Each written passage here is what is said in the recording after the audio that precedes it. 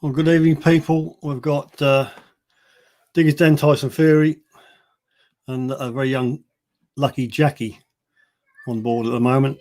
I just sort myself out. Hopefully, we've gone live. The metal detecting channel's on board. Oi, oi. We've got two guests waiting in the wind in the wings. I think you already know what they are. We'll just play the banner. Get rid of that one. So tonight's Suffolk Sifter special guests are Scottish Relic Metal Detecting UK and Mud Max Metal Detecting. And without further ado, I will bring these chaps in. So Dean first, and followed by Keith. So there we go, chaps. Oh. So yeah, just talk rubbish, really.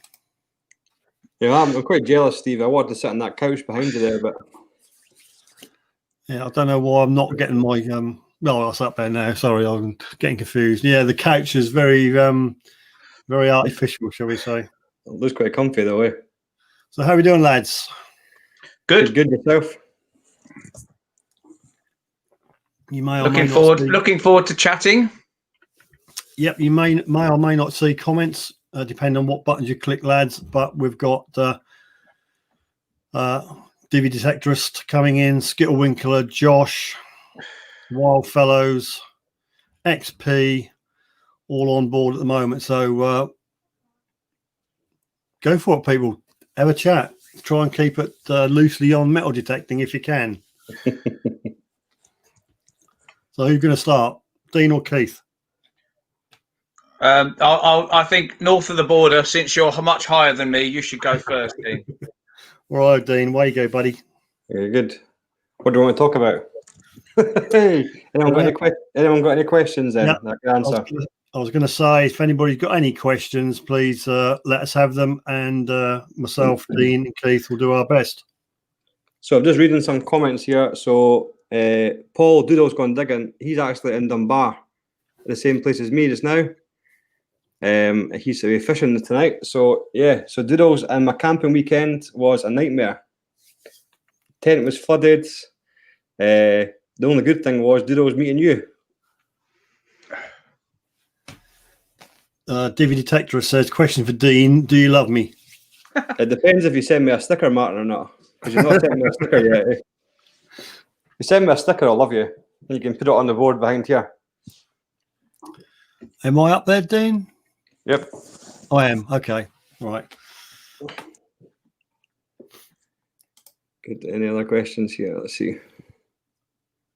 I think they're all laughing and talking amongst themselves at the moment. Come on, people. Or otherwise, we're going to be three bookends looking at each other. Right, come on then, Dean. I'll get cracking, mate. What detector are you using, and how long you been detecting? I've been 2 years. I've been detecting now. So at the moment, I've got 2 detectors. So I'm using the XPORX as my main machine, and I've got a Minelab Vanquish just for the beach and stuff like that. How do you find the ORX? Yeah, quite good. I went from an Equinox 800, and I just got a bit fed up with the chattering.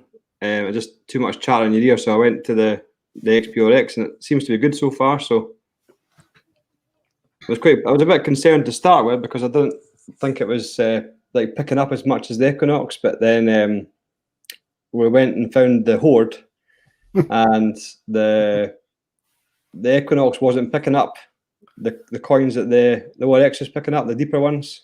Right. So that kind of settled it, and I kind of thought to myself, well, it's obviously doing what it's supposed to be doing. Yeah, it's interesting, isn't it? Because I think the Equinox landed with such a bang, and it literally exploded, and then everybody made a huge fuss. But now things are starting to settle down, and I think each detectorist is finding what suits them, and some are reverting back to XP. Some love their Equinox, and we're all different people, and we all like to tune, and we all like to hear different tones and sounds. And I think that's a great example. You had an 800 first, and you prefer the ORX. So there's no right or wrong detector in this hobby. It's what you feel works for you, isn't it? Yeah. I think that's the main thing as well. I think they had that marketing ploy behind the Minelab, and it's just a big marketing. Minelab got a big marketing team behind them, I think, and that's what obviously cornered the whole market. And it was so cheap when it came out.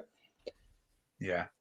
mean, it does do Yeah, obviously. It does what it says in the box. You know what I mean? It does everything that you need it to do. But I think it's just for me there was too much sort of footing on around with the settings and stuff like that, and you were too busy messing with the settings that you kind of missed the whole detecting thing. You know what I mean? Yeah. I see. Divi says I use both, and the Nox is good, but Orcs wins hands down for me. Yeah, it's. Yeah, some people will swear by the Equinox. Some people will swear by the Deus. Some people will swear by other machines. You know, I mean, you look at Digger Dawn. She's an absolute Garrett fan. Loves her AT Max. Finds loads of silver up north. You know, it's. I think you have to. You either bond with a machine or you don't. I think they're all. The thing is, today I think they're all good detectors. They're all the quality now. You know, I mean, I've only been detecting 4 years, but I'm a bit OCD and I delve into the history of stuff and I've really looked back and spoke to a lot of the old boys and. Everybody says they can't believe the technology we've got in our hands now compared to 10, 15 years ago. It's just gone through the roof, you know. Yeah. Well, Martin was actually the reason that I got the ORX at Divi Detectorist. So I was watching his videos and I thought I quite fancy that because it's like I've used a DS before. I borrowed it, and I think at the time, obviously it wasn't set up to the way I'd have it set up. So that kind of put me off it a bit, and then obviously watching sort of the ORX and stuff, that's what sort of made my decision to go for that. Yeah, I think ORX is more of a switch on and go machine. Yeah. Deus, once you get your program set right, then it's okay. But there is a lot of parameters you can get bogged down with. But we usually say just use what's in the box, you know, use hot program, or if you don't want all the noise, use Deus fast. And trouble is you start fiddling about with settings, then I always think, am I missing something because I've adjusted the settings wrong? Yeah. Well, that's why I want to do RX as well, just because it was a switch on and go machine. And I did actually start off with the Equinox 600 and I swapped that for the 800 and I just felt that it was a completely different machine, and it ran like really hot and it was really noisy compared to the 600. And I don't know if that put me off. I might have still had the 600 if I hadn't kind of swapped to the 800. I might have not been using the ORX. I might have been using the Equinox still. I think as well. It's interesting that the more complicated a machine, I think the more people are tempted to get complicated with it, and then I think a lot of people get lost in it. I always chuckle when I see people on Facebook groups saying, "I've just got a Deus. What's a good program for pasture?" And my answer to that is always the same. And I'm not an expert, but from my own experience, 4.5 years with it, I think I always say, let's start with something simple like Gold Max Power, you know, and just listen to the field. And if it's chatty and full of iron, it doesn't matter whether it's pasture, arable. It doesn't matter where you are. It depends what it's been used for. And I always say to people, don't go looking for a magic over the rainbow program. You've got to listen to the field and let it tell you what to do. And I think that's the mistake I think a lot of people make when they get the higher end machines with lots of settings. And what you say with things like the ORX, XP make it so easy for you. Coin fast, coin deep, got a beach, you know, whack, and away you go. And you're getting you're still getting a lot of Deus tech in there, but it's simplifying something, and XP are doing a lot of the work for you, I think. Yeah. No, it's all good. I might be tempted to try the Apex when it comes out, just to have a go. But I think heart in heart, I'm a Deus person. Well, I must admit that that the RX will be the same, but for me, I mean, I've got tennis elbow. Well, it's golfer's elbow actually. Too much practicing on the golf range when I used to be absolutely mad about golf, and to have a machine that's that light and that easy to swing and just that's important to me. If I use heavier machines, my arm starts to tell me after 3 hours. But a Deus I can do 5.5 hours before I start to feel the old injury.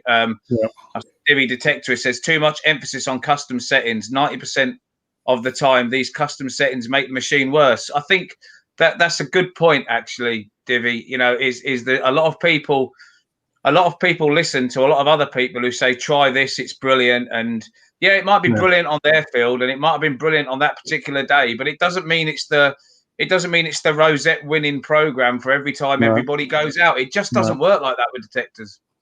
Yeah. And you've got to walk over it to get it.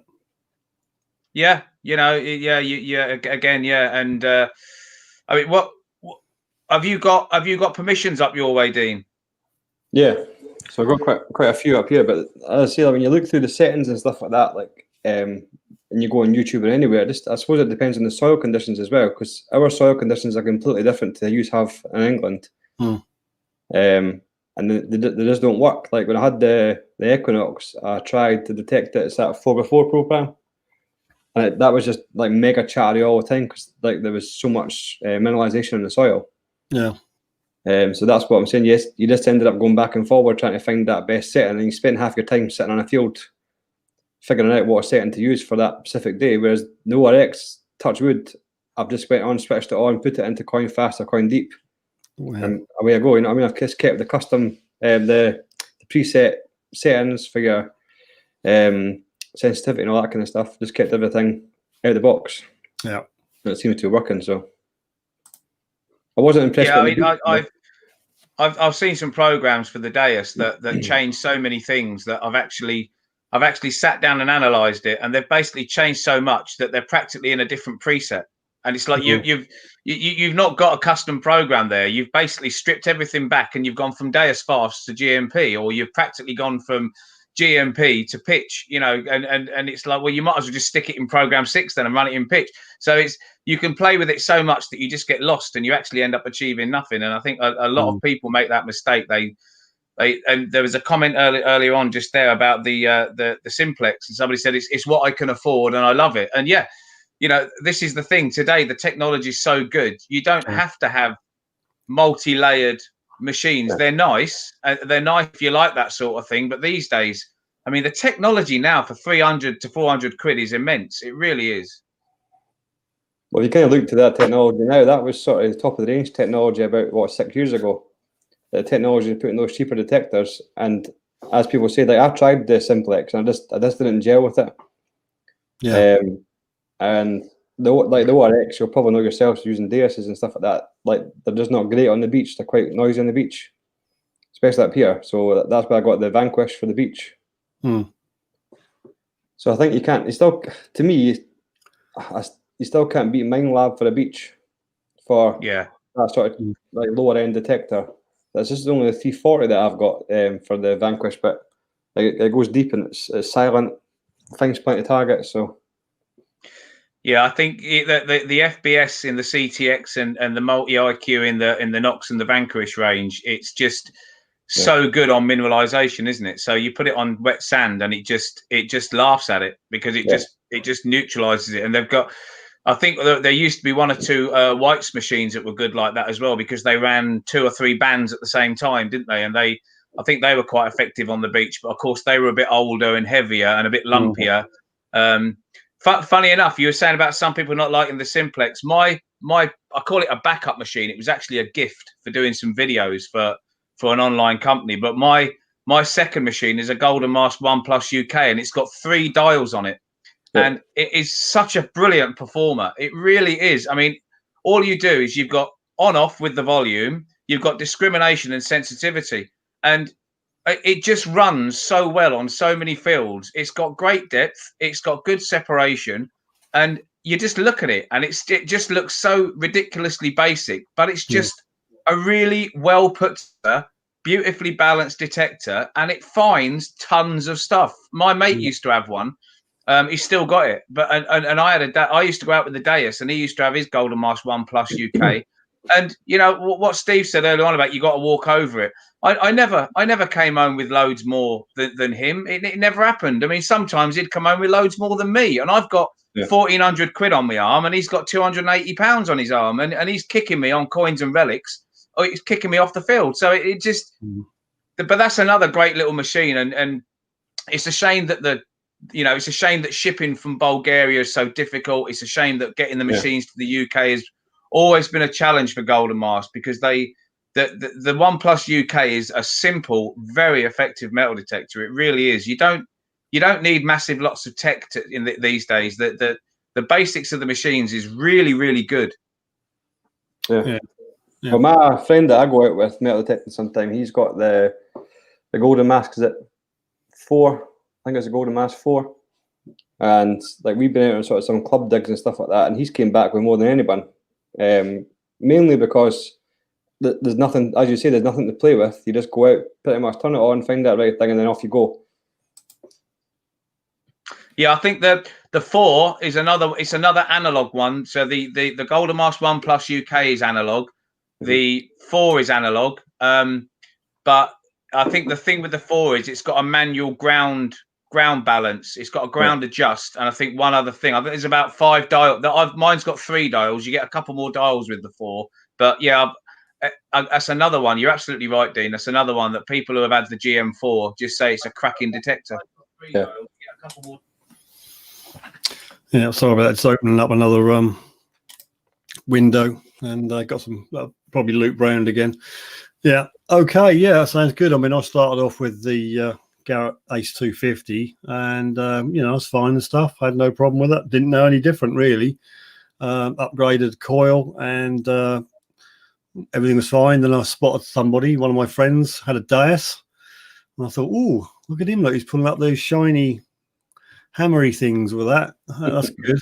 So, unbeknown to Mrs. Sifter, I ended up paying, I think it was about 1,400 quid at the time. So not cheap, but there you go. But ORX, I think, is on a par, or just not so many functions, I think. Functions, yeah. That's what I kind of slithered between the DS or the ORX, and so I was watching Martin's videos, and I was watching some of Kevin Whitmore's and stuff like that, and that kind of just swayed me more towards the ORX because it seemed more a simpler machine.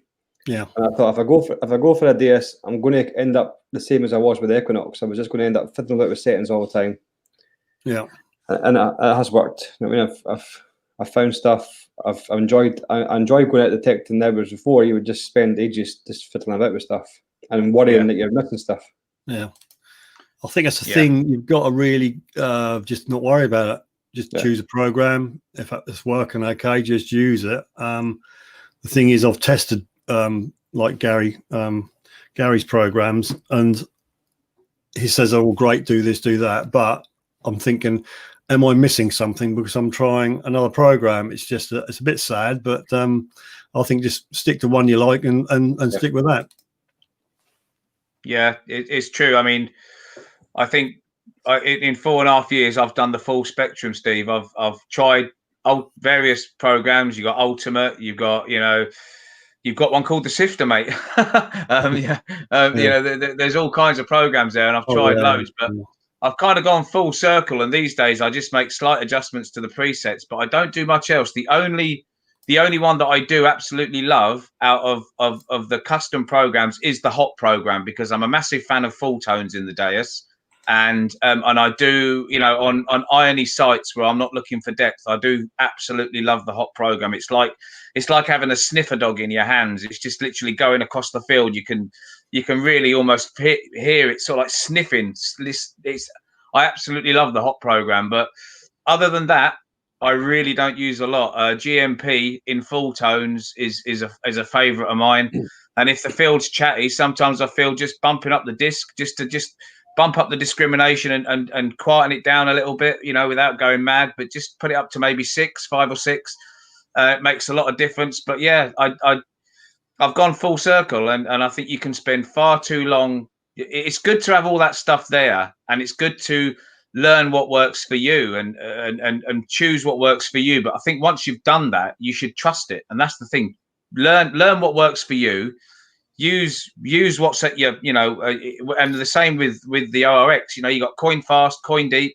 Learn what works best for most of your fields. Make slight tweaks and adjustments to suit yourself, and then just trust it and crack on. Yeah. I think you're right there. Yeah. I think that's the main thing, isn't it? You just, as you say, you find out what suits you, and you just go out and you trust it. And I fully trust that now. When I go out, turn it on. Coin deep or coin fast, well, it depends. But if I'm on pasture, I usually put it into coin deep, just use it because it's a bit deeper in the pasture around here. But yeah. Right, Gogs Go Detecting are on. Their comment is these 3.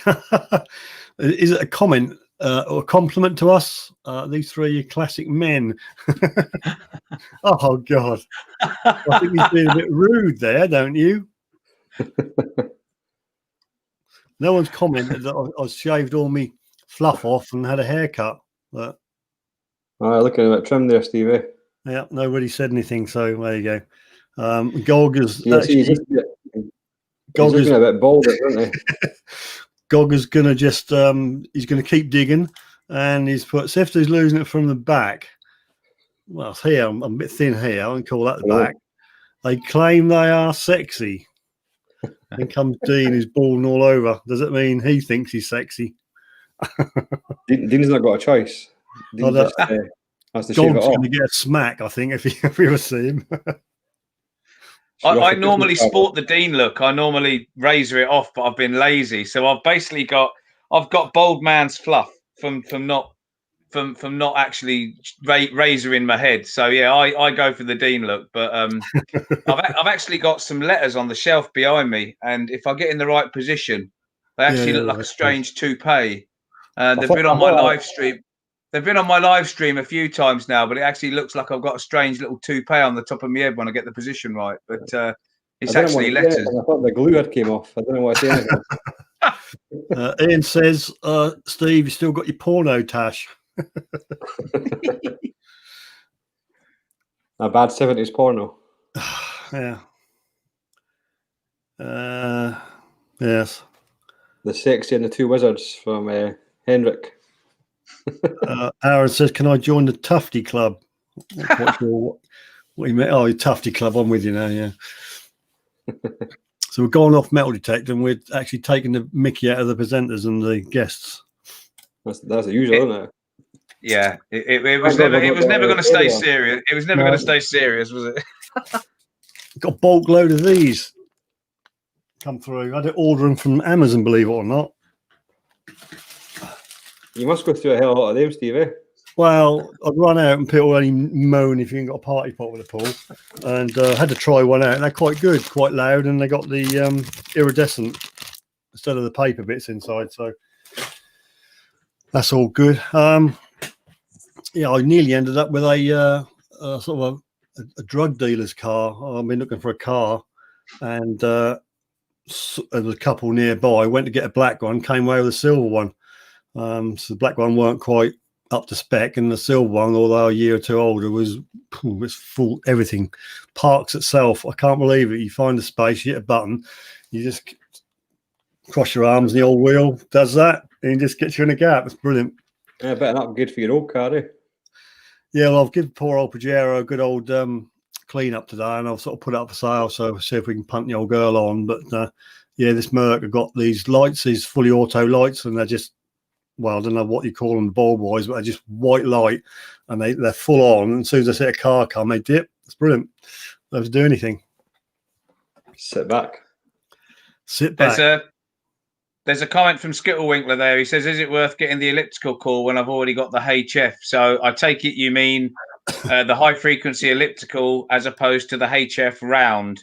That is a tough question that I can't answer because I don't use HF coils, but I think the elliptical, I think it has got slight benefits, but whether you'd see those for the money over the HF, I think is questionable because they are very similar. I don't know if I would say you really need to speak to somebody like Nigel at Regton's and have an honest chat about that one and talk about your fields, because that's a lot of money for two. They're different coils, but they're very similar coils. So I honestly, Skittlewickler, I would say speak to somebody like Nigel or Marcus at Regton's and just have an honest chat about what you're going to get out of having both of those, and have a think about whether it suits your sites. But that's you're talking 345 quid for a brother and sister coil. So yeah, I'm not saying it wouldn't be worth it. I'm not saying it is, but I think you need some expert advice on that one, mate. Yeah, I think if you talk to Gary Blackwell, which I did at the Summer Detector about the very same topic, he said go for the round one all day. I think the elliptical is more for winkling out tiny little bits and bobs, so I ended up getting the round one. Right, the X35. I've got the X35 and I've got 11-inch HF, Yeah, so I use the X35 on mine. Yeah, I tend to use that more for sort of pasture land, meadows, stuff like that. Goes up to 30 kilohertz, doesn't it? The X35.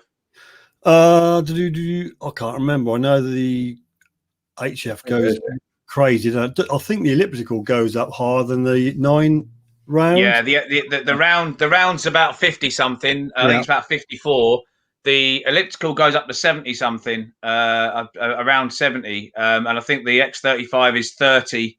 And then you come down from 30, and you got more of your standard ones that you get with the original black coils. But I mean, 30 is a heck of a good option, if you're looking for tricky stuff. So I mean, I know the HF round coil. A lot of people swear by it in 30, but a lot of people find it a bit skittish in 50. I don't know if you use it in 50 kilohertz very often, Steve.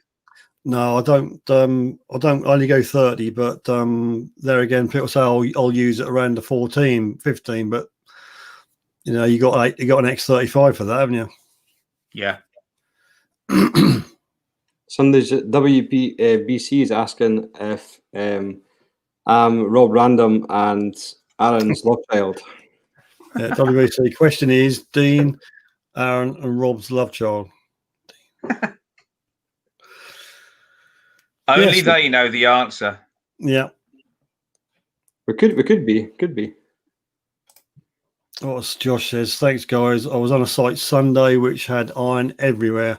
It may have been an advantage there. Would there ever be any point in going up to 80 kilohertz in the UK?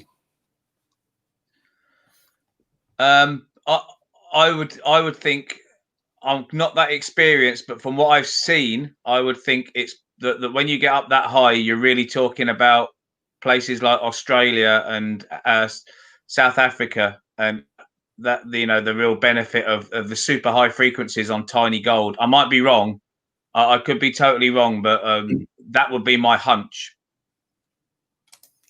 Okay, I got another question from Fen Detect. What would you say is best, 15-inch coil above the stubble or 6 inches going low in between? Well, I mean, the ideal is to get your coil right down to the soil, but in some certain circumstances, when you've got stubble, then it's going to be a tough one.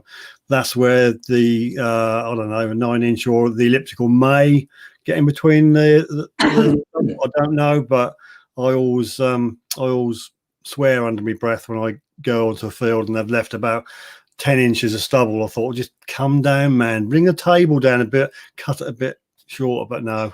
You just get what you're given. But I have got 2 more permissions. So as one door closes, because I lost the original ones for some unknown reason, I've upset him. So he says, no, I've got no land for you now. And I've been put in touch with another old boy. And this chap, he does deep plough every year and rolled. So that should be good. I've never detected on deep ploughed and rolled on my personal permissions before. Heaven, mate. Absolute heaven. I would say to Fen Detect there, I think it depends on the quality of the coils and the height of the stubble. Personally, I prefer a small coil and get down low. And funny enough, if the stubble's quite tough, I quite like taking the GM1 Plus UK out because I've got a 7-inch coil on that, and it's a belter. I mean, it's got blooming good depth for a 7-inch coil. And anything that gives that positive beep, I just stick the spade in and give it a go. You get, I don't know whether analog tones, somebody more experienced might be able to tell me. I think it is. But with the analog GM1 Plus UK, you can get iffy ones that I've had before, and they really are almost like a pure mix of good and bad. Or you get a good tone, but it's just shrouded in the iron tone. And I dug one of those once and had an absolutely beautiful jeton. So, that's just the GM saying it's a bit tricky. But that 7-inch coil on the GM1 Plus UK on stubble, it's one of my favourites. So yeah, that's something I will be taking out in the next few weeks when the crops come off. But personally, I prefer that to hovering high with a big coil. I'd rather just get down in there and just let a smaller coil sniff out. But that's just my preference. Yeah. Yeah, I was on the weekend there, and it was really tightly packed kind of stubble. So. And it was quite long as well. So even getting a smaller coil in amongst that was going to be difficult. So I just hovered above it. But I was using my friend's Equinox because I was kind of saving my battery from my Water X, and it was a bit of a nightmare trying to hover a 15-inch coil above the stubble. Crop along, I bet. Right, I've got a question from Bludicus Detects. Is there a solution to cut interference from electric fences on dais? Well, yes, if you there is. Yes, if there is. It's very. Point towards the interference and then switch on. Yeah, the answer is very simple. Thick protective gloves and wire cutters. And don't let him see you. Yeah, and don't wee on the electric fence. When I first got into YouTube, my first video taught me not to be a smart ass, because the first video I did, I said I thought, right, I'm going to do a video on EMI with the Deus, and I went out and I did this video, and I did some tweaks that I've been told worked, and the machine performed really, really well. And I did about 15-20 minutes of filming and showed some targets and coins. And I was really, really pleased that I had some great knowledge of how to use the Deus around electric fences. And as I got back to the car, I said, yeah, I said, the farmer said, how'd you get on? I said, really good. I said, yeah, I said, I've had a good day. I've had some coins. I said, I'm really impressed with how quiet my machine ran. And he said, well, he said, I saw you come in earlier on. He said, so I switched the fences off.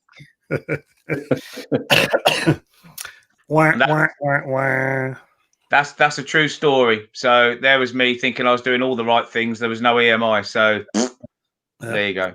Well, you just got to pretend that was on. Don't let anybody know. Josh says, another question, Steve. Why had both the X35 and the HF if you only ever use 30 kilohertz and the X35 goes up 30 anyway? Why have the HF? Genuinely curious as to the HF advantage in that case.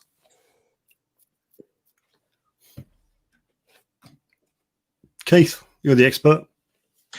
No, this is the problem. I've got the original 11, so I have to be very careful what I say on HF coils and X35, because like I say, as I learned from my first YouTube video, I only give proper advice now on what I think I understand, and that's a tough one. I mean, they're both 30 kilohertz, so at the end of the day, yeah, if you're running 30 kilohertz, you're running the same frequency.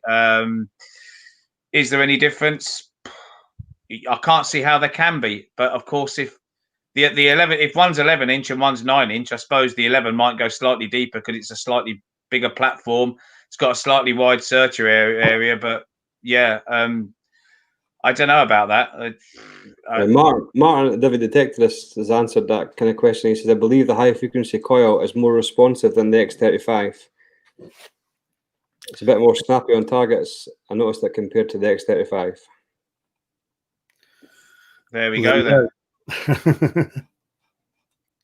Honestly, I'm still trying to get my head around all this kilohertz stuff. Like when you go for the Equinox and does it all for you, and then you kind of try to figure out what the best frequency kind of is. I just keep it in 17.5 all the time, and then that's pretty much it. The only time I took it down is when we were trying to find the deeper coins in the hoard, and I took it down to 4 kilohertz. So that was it.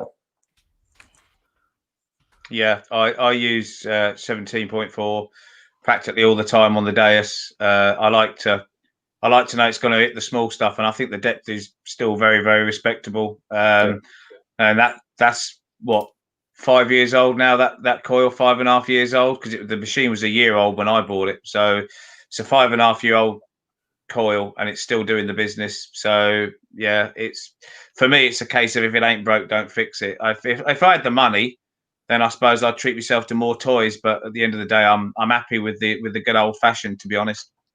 Yeah, I'm just looking on Regton's website about the 9-inch HF, and that says operates on 3 higher frequencies, 15, 30, and 55. Yeah. So, yes, you can go higher than the X35, Josh.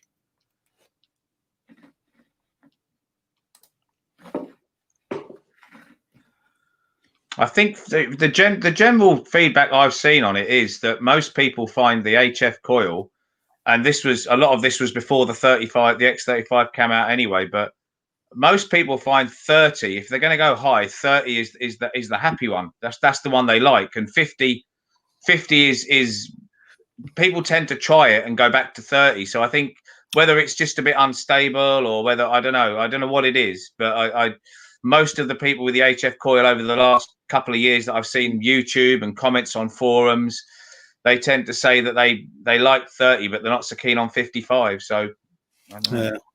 I mean, I used to stick to 17.5 and that, but the permission I used to have never got ploughed. It was just direct drilled. So it's just compact and very quiet, some of these fields, until I dropped the frequency down. And then that sort of livened up a little bit. But it all depends on your soil as well, really, what frequency you use. Yeah.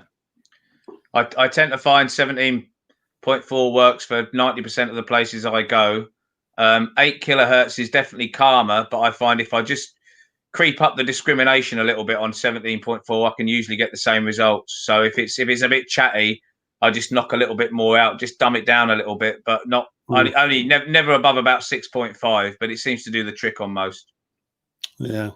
Martin says, yeah, no need to go above 30 kilohertz. Totally agree. I use 28 kilohertz on Roman fields, and it does well.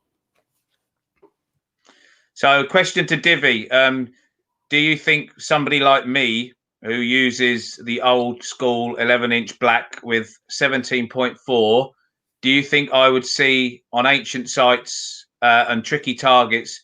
Do you think it would be worth me having the HF? I mean, do you think I would really see a big difference? Is it a big jump? You have an email. You have an email.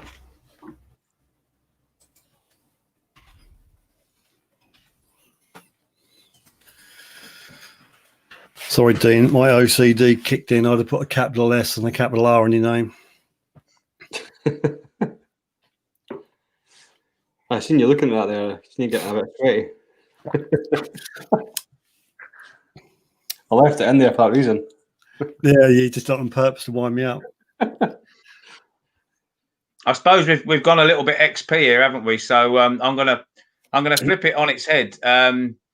I keep seeing comments from people saying that Garrett, until the Apex come out, I've seen a lot of comments in the last year or so from people saying that Garrett have been slow to keep up with the big boys. But I think there's an opposing theory to that, and it's that the Ace range has been so popular. Why the hell should they have moved with the times when people are still buying them by the bucket load? So I'd be interested to know what other people's thoughts are on that. But I've seen so many comments from people saying Garrett have been too stuck in the mud, and look at the Simplex and look at that. Well, they're bringing out the Apex now, but I think if you look on Facebook and that, whenever a newbie says what's a good machine to start with, everybody goes Ace 250, get an Ace 250, brilliant. I had one of them, loved it. Oh, found my first hammered with an Ace 250, found this with an Ace 250.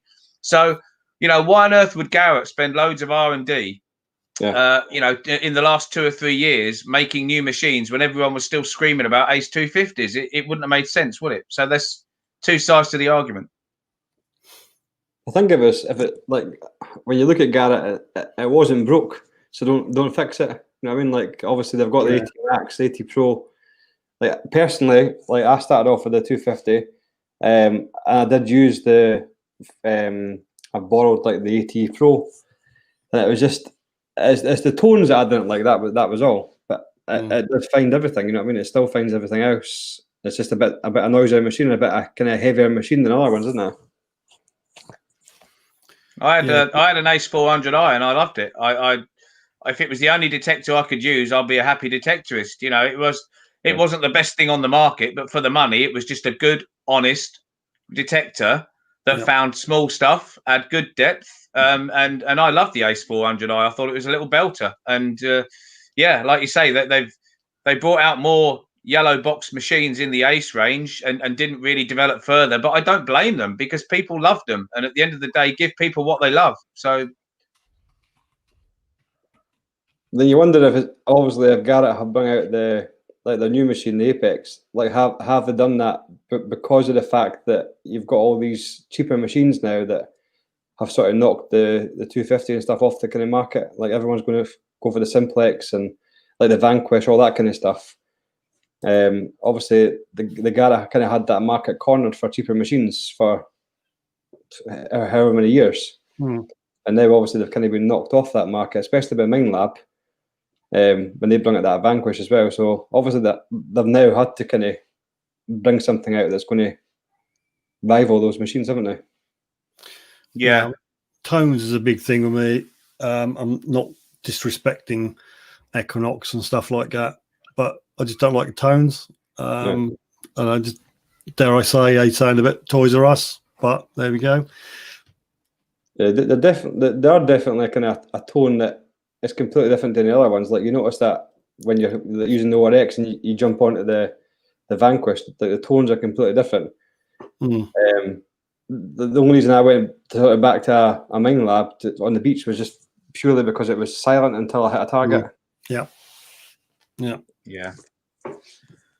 Aaron says Garrett needed to pull the fingers out due to China making exact copies of the 250 and the Euro Ace for half the price of the same components. Yes, but I don't think they are up to Garrett's quality. I've seen a video, a YouTube test on a 250 and a Chinese 250. Well, the Chinese 250 stem was like bendy cheese. It was ridiculous. So I would never go and buy a Chinese detector. I don't think, not one off a certain website, if you get my meaning. I think Dean hit the nail on the head. I think what they've done is they've reacted to this whole multi-frequency thing and machines like the Vanquish coming in. I mean, the way they produced that machine, Garrett showed that they've got the technology to do multi-IQ, but I think they just, like you say, they've stuck with what their customers love until they got to a point where they knew their customers were drifting away and there was more temptation out there. And they've just turned around and said, well, it's time to move with the times. These multi-frequency things seem to be all the buzz. So let's get on board. And I think that's what they've done. Yeah. And the Garrett not got, have they not just recently got, or the last couple of years, got a new CEO as well? That kind of obviously knows that Garrett was a American company, really, but obviously a lot more people in the UK and Europe want to use them. So they've got to kind of make it for that market as well. Yeah. It sounds like somebody's got the steering the ship in a different direction in the world of Garrett. Yeah. Jet Ski John, Ace 250 deeper than the XP Dias and other machines. I tested amongst 5 machines. My 250 was deeper on buried coins. It's on my channel. So there's a plug. What do you got to say for that? We'll go and buy a 250. Go and buy a 250. I better chuck the Dias away and go buy a 250. I think I think there's lots of places and there's lots of settings and there's lots of coils and there's lots of grounds and there's lots of kilohertz, and I think lots of machines beat lots of other machines on lots of different days. And I hear so many things and I don't say I don't believe any of them. I just say fair enough. If on the day where you were, what you got, it's and the type of coins and everything else, and there's so many variances. There's just so many variances. So the Southern Searcher metal detecting says sticking the Nell tornado coil on the Ace 250 turns it into a beast. Quadrupled my finds rate. I think I ended up sticking some sort of a Nell on the 250. I think before we parted company. That's what I had at my 250. There's a Nell tornado coil. I found it was good, but when you first start out metal detecting and you're trying to listen to the tones and try to work things out, sticking that coil on it straight away kind of confuses the whole situation, because you start picking up everything and you don't know where to dig, and when you're trying to pinpoint and all that kind of stuff, it just became a nightmare. I think if you're a bit more advanced, further down the line, sticking that kind of coil on it would be is a good idea. I think just to start off with, like I did, it just kind of confused that matter and kind of makes you get bored with it quite quickly, because you're digging stuff that isn't there, or it's like you're digging about 5 holes trying to find it. Now, ideally, you'd have a machine which just makes a noise when there's something good to dig. Yeah. But we all know it doesn't happen with aluminium and shotgun ends and stuff like that. You've got to dig the signal. Yeah. I think WBC makes a good point there, and I've heard so many people with far more experience than me say it. A majority of what makes the best detector is simply knowing how to use it and how you want a detector to work for you personally. So nobody is ever going to hold up one detector as the best detector. Yeah, it's you see some people who have detectors that are 10 years old and they've learnt them so well. They know exactly, they're so good at knowing what's under the ground on a certain tone or a certain number on their fields. And that is, in many ways, that is as equally priceless as having a more superior technological machine, because you've learnt it so well. So it's, yeah, I totally agree with that. There is no best ever. Yeah, as Terra Inglandi, Andy just says as well, it doesn't matter what you use, you need to put in plenty of time and practice. Yeah, you put an El Tornado on an Ace 250, of course it's going to go deeper. So now you've got a deeper machine. You're going to get a bigger footprint. You're going to hit more targets, so it won't be better for everything. But then you can always add smaller coils as well. But that's, again, part of learning your machine, learning your fields, and knowing what setup is best for where you are.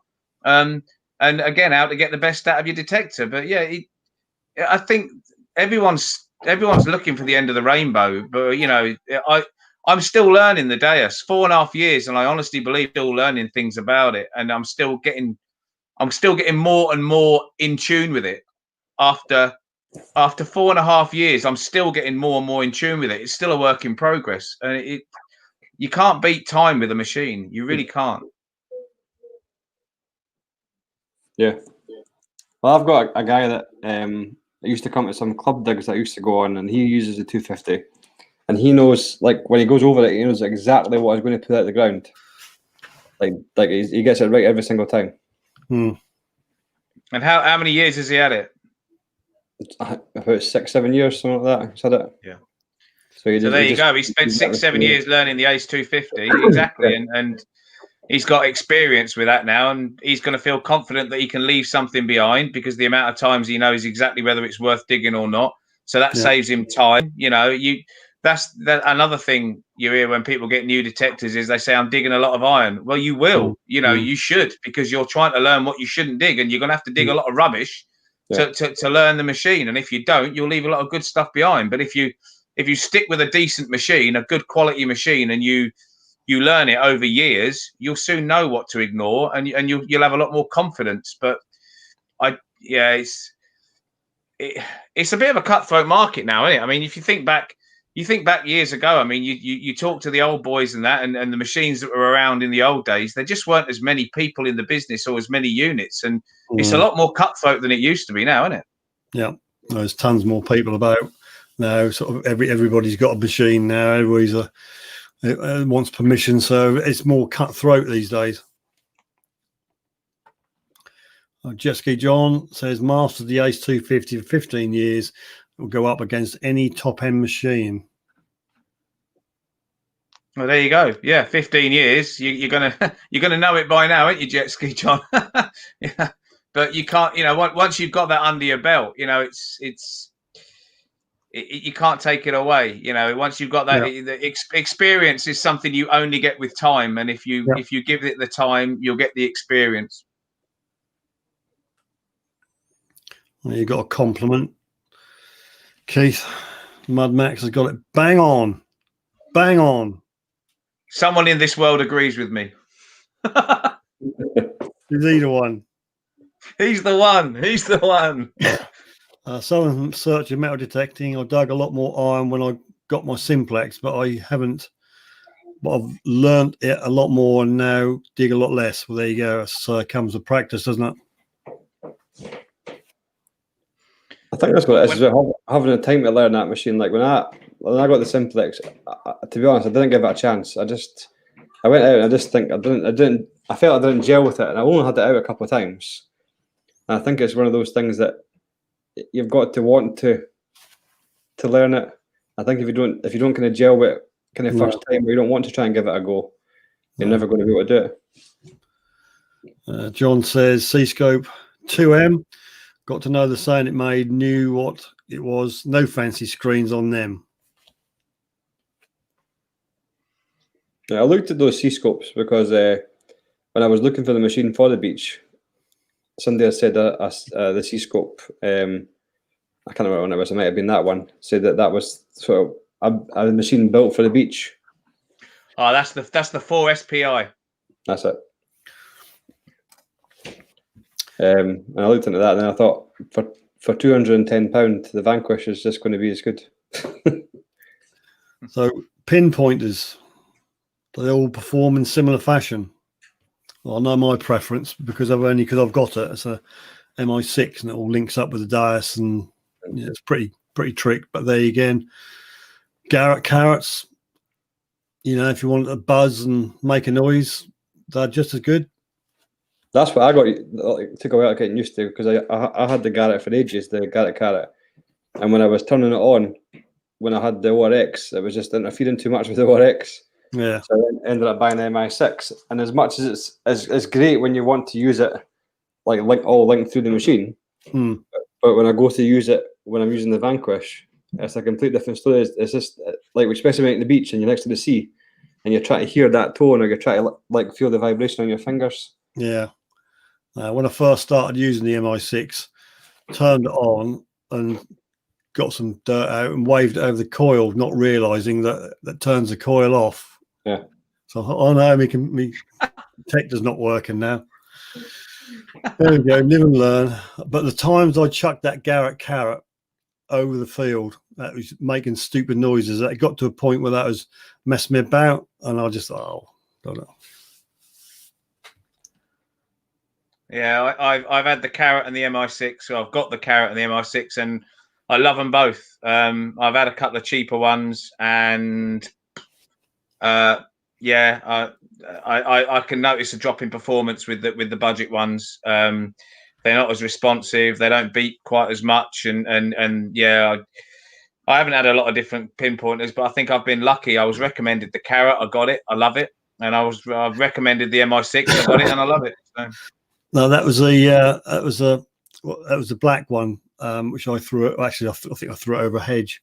No, it's not the one I sold you. Sold the carrot, the orange one, to Aaron, to Josh. No, just tell him it weren't that one. No, the black one. Aaron's off up at 4:30. Going to hit the beach. He's really a hardcore beach man, is our Aaron. So don't find too many 2Ps then, Aaron. Good luck, Aaron.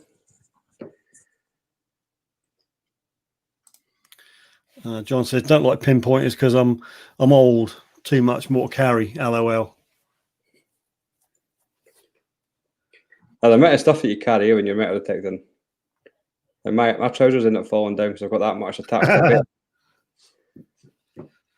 Yeah, I've completely gone the opposite now. I've got an army smock with 4 giant pockets and 2 zip mat pockets and 1 on the arm.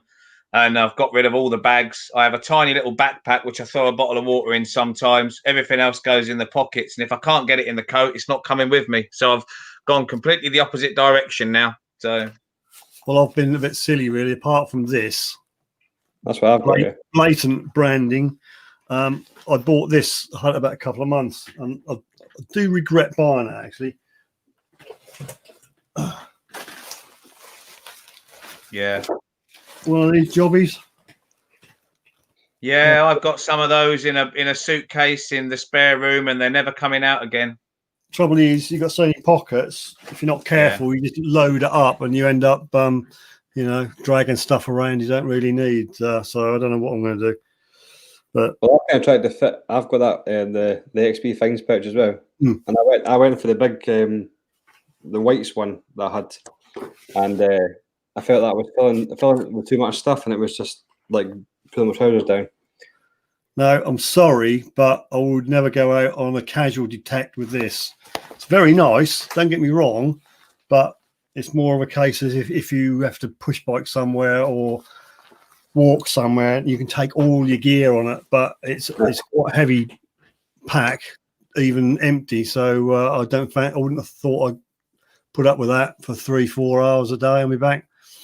See, I hate wearing a backpack, so like I've never used one, so that's why I try and fit everything in that tiny little thing. I've got a juice bottle and a thing pouch and all that kind of stuff in there, and it's cigarettes. Oh, that reminds me, I must have a fag. Oh god. Right. I'm gonna have to go and get a beer in a minute as well. I'm starting to get parched. I'm going to start on the alcohol. Oh god. Martin's been just jealous that XP finds poachers garbage. And Oh, fits 3 buttons in it. Just find less buttons then, Martin. it fits 3 gone off. I don't know what happened there. We all went off for a minute. No, well, I don't find that much, do I, Martin? So, you know, I don't need a big finds pouch.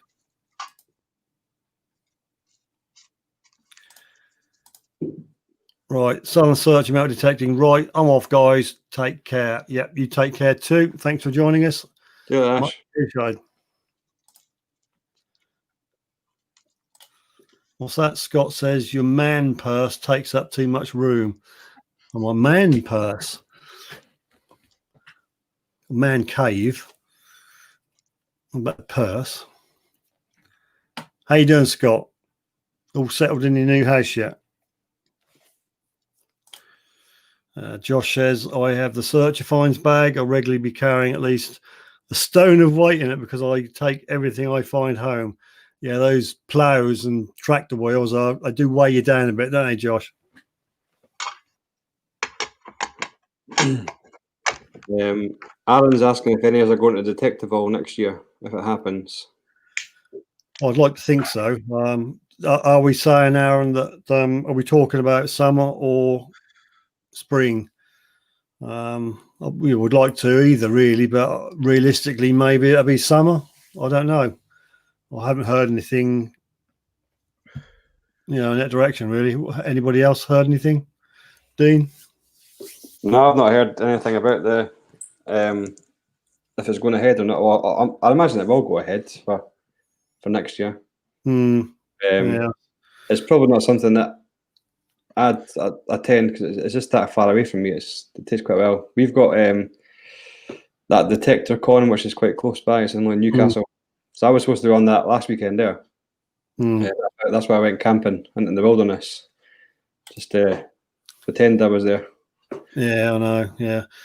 Scott says, yep, he's good. He's settling in. Got permission 10 minutes down the road. It's clean, apparently.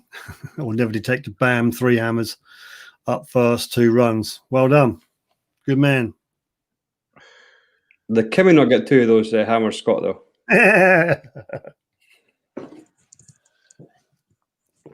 Are you fibbing, Scott, when you say you got 3 hammers? Yeah, I'm sure it was Kimmy. There you go. Aaron says I want to get drunk with Keith, apparently. You're more than welcome. You're more than welcome, Aaron. I've got bottles of red wine, bottles of white wine, and I'm just going to stick to the Carlsberg tonight. I've got to log on. I've got to work from home tomorrow, so yeah, nothing too bad on a school night. Just some girly Carlsberg, but yeah, I'll have a few tinnies. Apparently, Aaron's got a bottle of JD with my name on it, apparently, but I don't know whether that'll still be around for the next Detectable. Just need to keep it for you. Yeah. Metal Detecting channel. Can't wait for next year when it's on. Guess I will see you there. Yep. Well, hopefully I'll be there. Can't see why not. I've got a decent motor now, which will travel more than 2 miles. And yeah, so I used to rely on to the Extreme Metal Detecting crew to pick me up and drag me along to their permissions. But can't even do that now, can you? So I have to have a car even to go on one of their perms. So there we go. Should be all good now. WBC Steve, can't drink right now. The shoes have been misplaced. Yeah. So Scott's replied back saying, well, yes, that's true. I didn't specify who found them, though. Thanks, Dean. Yeah, there's XP. He's got a picture of a shoe and a drink, and I don't know what that means.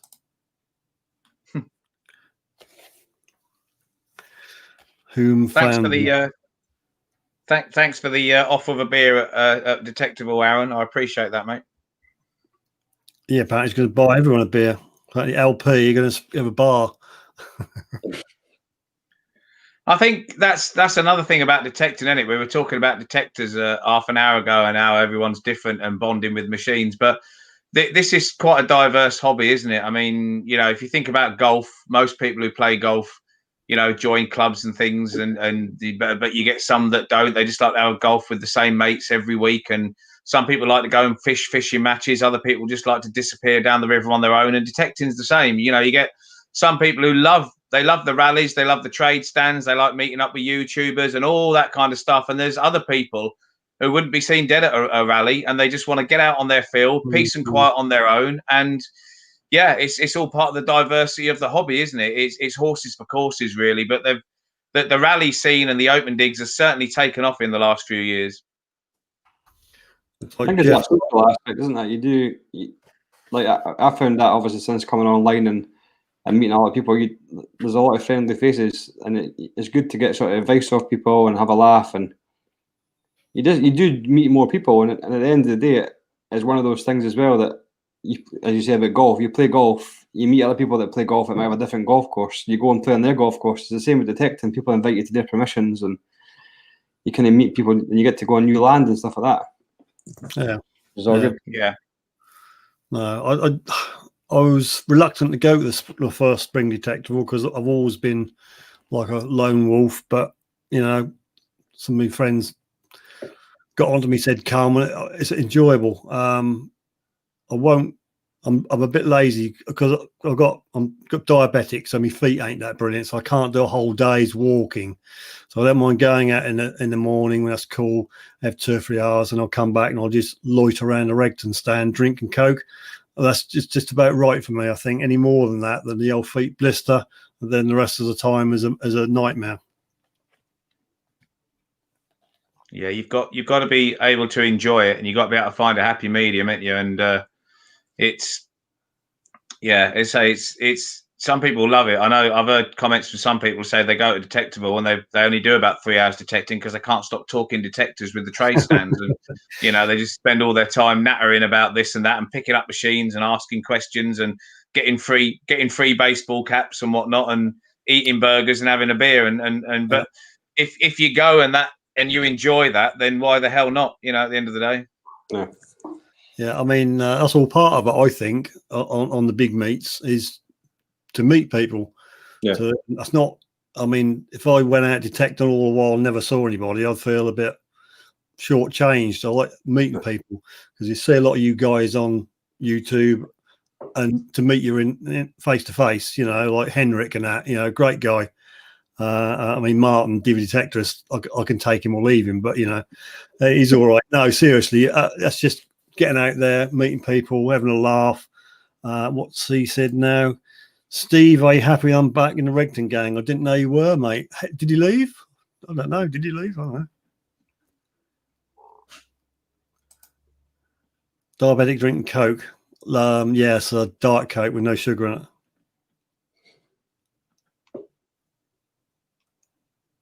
I suppose, like, as you say, going to Detectiveville and meeting people, it's the same as going to a music festival. 90% of the time, you don't listen to the music. You just end up talking to people and having a laugh, and that's what it's all about. Yeah, like-minded people. Yeah. Oh, Scott says, Dirt Diggers UK, never got my autograph photo card from Divi. Sad face. Funny you should mention that. I've done a little bit of tidying up in the in this room I loosely call. Well, I come across a load of them somewhere. Can't find them now, of course. Talking to you. There you go, look.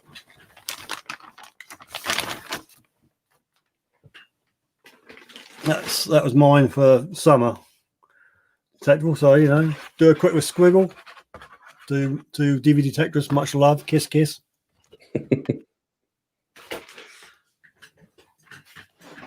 We organised a load more for spring detectable, but unfortunately, it didn't happen, did it? So was your stand packed, Steve? Everyone wanting your autograph? No. I was grateful that I got like 2 people. Said, Bug Detects, sweet little girl, said, can I have a photograph and an autograph? So I bunged loads of stickers and a mug or 2 floating around from Regton's. But no, I mean, I'm not out there for that, really. I mean, I got asked to stand by the podium, but never in a million years, I'd expect someone to come up and go, "Oh, look, that's you," sort of thing, you know. But because of the likes of Digger Dawn and all the rest of them were there, so and Aquachigger, great bloke, like him a lot. Good old Bo. Yes, it's a small hobby, but it's like anything in it. When you get everyone together, it's our hobby. And I remember seeing a Detectable the other year. You've got people like Jocelyn, relics, relic hunt. Is it relic hunter Jocelyn, the girl from America with the yeah. And then you had you had Bo, and you see them sitting there signing photographs of themselves, and you just think, it's hard to believe, but people want them because people like them and they like what they do, and it's a small amount of celebrity in a very small hobby, but it's our hobby and they're our people, and I think a lot of people appreciate what they do. I think Jocelyn makes some brilliant videos. I think she's fantastic, and Bo is just such a natural for the camera, isn't he? He's just so engaging. Aaron says, "I've got Steve's autograph." He said I was a hero. He's hero. What else was it? Phil says, "El Campeo, I got one of them in my bar, Steve. Do you chuck darts at it, Phil?" So my cards are made all the way over there. It's like a shrine in his bar. Yeah, you say that. I can't. Who was it now? Was it Scott? And I'm a bit worried about this. I think Scott won something I gave away last week, and he said, I said, "You must have loads of my stuff now. What do you do with it?" He said, "I've got a shrine." That's a bit worrying. That is a bit worrying. He's got a special room in his new house now. Oh dear. K8, all righty tonighty. Good evening, K8. Thanks for joining us. And Phil says, "Yes, mate." So obviously he does chuck darts at it. Thanks, Phil. I think Aaron needs to realise that he's everyone's hero. I think we all hero worship Aaron, especially when he posts up pictures of him in his Ghostbusters outfit and his Stormtrooper outfit. You know, and anybody who's got a Ghostbusters and a Stormtrooper outfit's a hero in my book.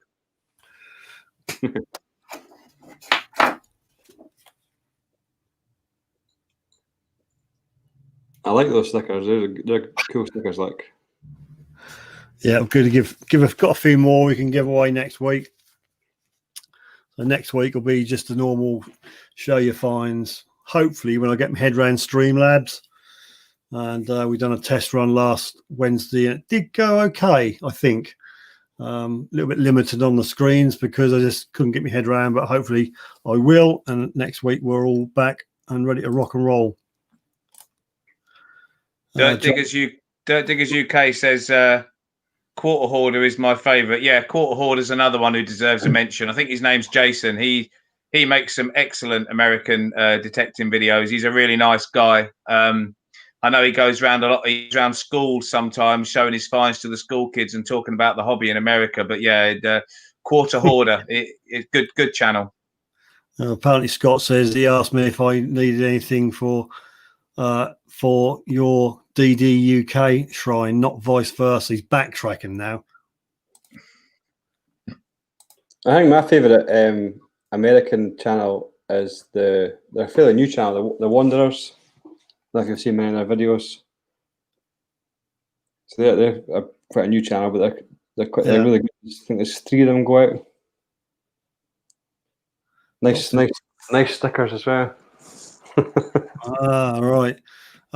Wayne says, "Keith, remind me to get you to sign a few things when I'm back in the office so I can sell them on the highest bid on detecting sites." Would that warrant much money then, Keith? That's the thing. Well, I think Wayne's just trying to, because I'm a facilities manager and I make things happen in our office. I think he's just trying to curry favour. So when he wants a special desk or something, I know his game. I know what he's playing at. He's just trying to big me up so that when he wants extra pencils or he wants a meeting room booking at the last minute. Yeah, I know what you're doing, Wayne. And it will work. It will work. Keep it up, son. It works. Yeah.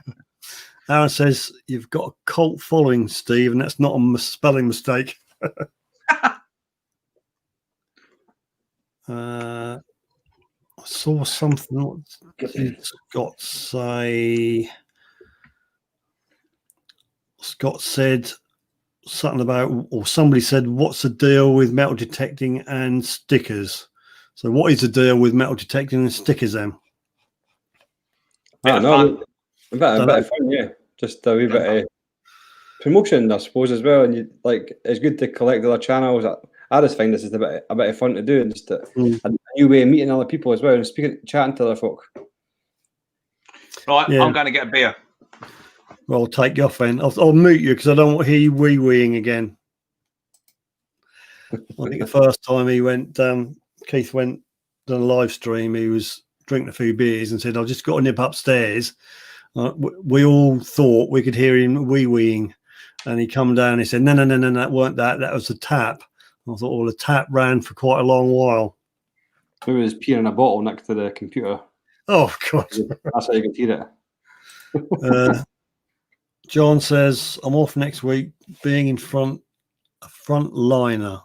I'm looking forward to being off and getting this face mask off, Brewer. Can't breathe in them. No, well, I've started to venture out with the face masks on, but I went for the camo version. I said, I am laughing under here. I am smiling, really, honestly. Okie dokie. Alan, that does the channel with me as well, he ordered face masks with our logo on the front of it. And I said, why did you order them? He said, I thought they were going to be quite cool. It's like, well, this looked like we're just walking around like a walking billboard. Yeah, I did think it did cross my little pea brain to get some Suffolk Sifter ones with that on. Yeah. I thought, why? Why? Really? Why? When he said to me, I've ordered them, I thought he was going to have a little bit in the corner, just a little logo, but no, it's like the full. Martin says I burn all stickers that aren't Aaron's. Oh, thank you, Martin. Thanks, Martin. I sent you one of our stickers last week. Yeah, I'll just cross you off the giveaway list then. So when we do giveaways next week, if you win, Martin, you're null and void. You're dead to me now. You're dead. I wish that I had one of Martin's stickers to burn, but he's not sent me one yet. So I even left space on the board, Martin, and he never sent me. Martin's a little bit lax when it comes to sending out stickers. John says he can tell everyone to go forth and multiply under his mask. Yeah.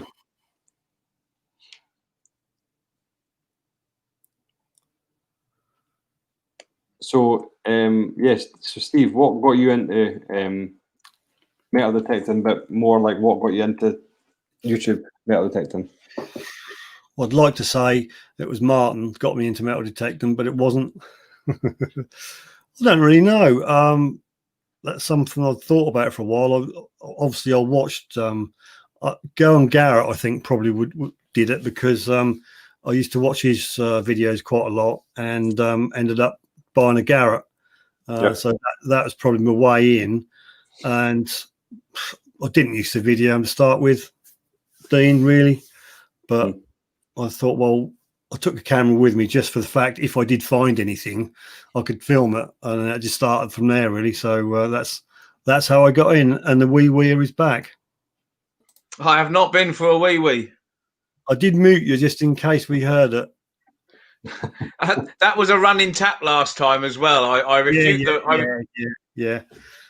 Scott says next stickers will be scratch and sniff, sent to be determined. Sent to be determined. So, Geeta, I was just asking Steve, what got you into detecting, but like what got you into making videos about what you do?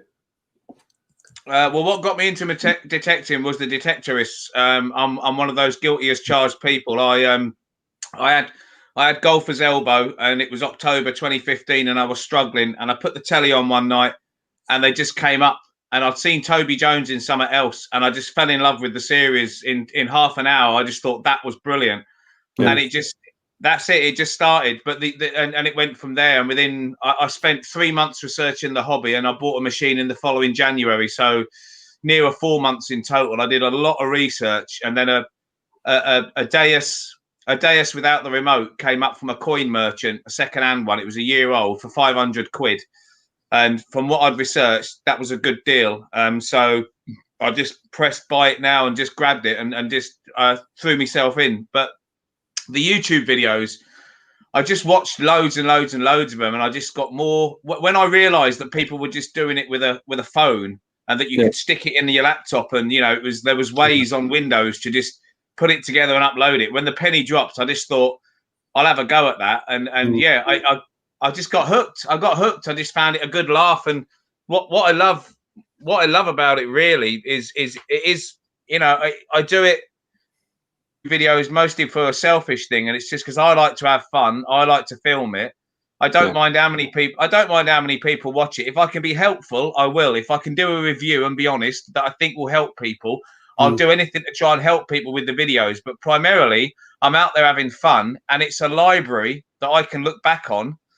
Some of my best days are there for me to look back on. I mean, I had five Roman coins in a day once, and I'll never forget it. The day blew my mind. I found a silver Roman on the surface once. It's all on film, and to have the camera there and to record special days like that, that's what I like about it. It's just a library of years of detecting, and that gives me a buzz. And if other people like it as well, it's a bonus. Mm-hmm. Yeah. WBC said, I'd love to write something as good as the Detectorist, but anything else would come off as a cheap copy unless there was something to make it actually unique and not just the same concept stroke new characters. I think the way that show was put together was really good, and you could tell that had a lot of people behind it that were really in the hobby. Yeah, nearly got in to be an extra on that. They wanted somebody for in a workshop mechanic-y type thing, and I was against a couple of other people, but didn't get it myself. Did Julian at the Treasure Hunter magazine? He had a lot of the sort of stuff in the background, didn't he? I don't know. That's fairly local to me where they film what you say, so it wouldn't have been such a drive to go out and get there. Yeah. You know the scene in Series 3 where the dirt sharks are sitting around in the pub talking about what fake finds they're gonna find at the next rally. Yep. The young lad at the back, I think it's the one that throws the gold talk on the table. That's Gary Blackwell's son. All right. It was definitely well put together. I think that there was talk of them doing another one, but I don't know where they would go with it. You know what I mean? Yeah, I think my favourite scene really is when they went looking for the mayor's chain of office around the car park where people meet at night. Yeah. I mean that was just comedy gold when they're standing there, young Hugh and Russell, and they're standing there, and you hear the cars in the background turning up, and you hear the laughter, and they're both staring in disbelief, and then Russell just looks and goes, "She's gonna catch her death." Just John, brilliant, absolutely brilliant. Sorry, John says, "Okay, how many years have you been detecting?" I think I'm up to 30-ish years. Well, I'm a newbie then because I'm only about five and a bit years, so I've got a long way to catch you up, John. I've just came out the birth canal. I've only done 2 years. So, Dean's say 2. Did you say 2 years, Dean? 2, yeah.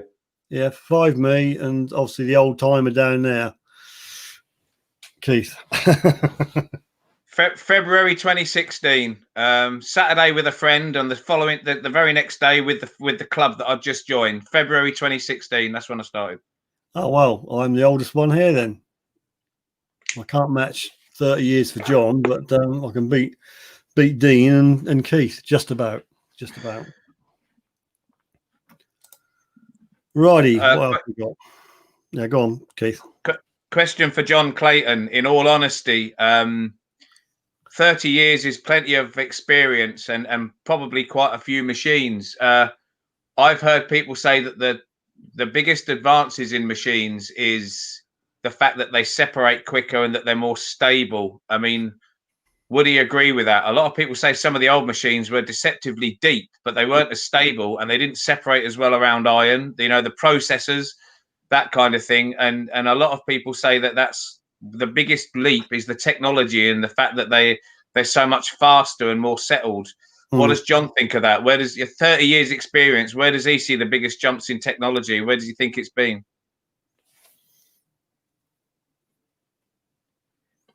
No, not just the biggest jumps in technology, the biggest jumps in detecting quality, you know.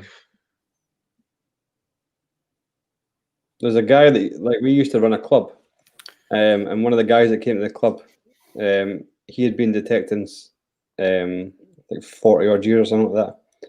I think he said his first detector was like a coat hanger. it was a big metal bit of wire. Mm. But he uses what was it, a White's?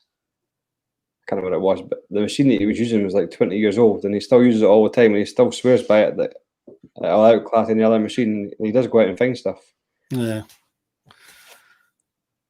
Yeah, I think it comes back to what we were saying earlier, Dean, doesn't it? If you know a machine well, I mean, there's been some damn good machines out there for a long time now, and I think they've got smaller and lighter, but actual finds rate, I think some people with machines that are 10 years old. I mean, I know that a lot of the old boys, but before the latest, what we'd call the latest wave of machines now, people swore by the Tesoros for finding hammers.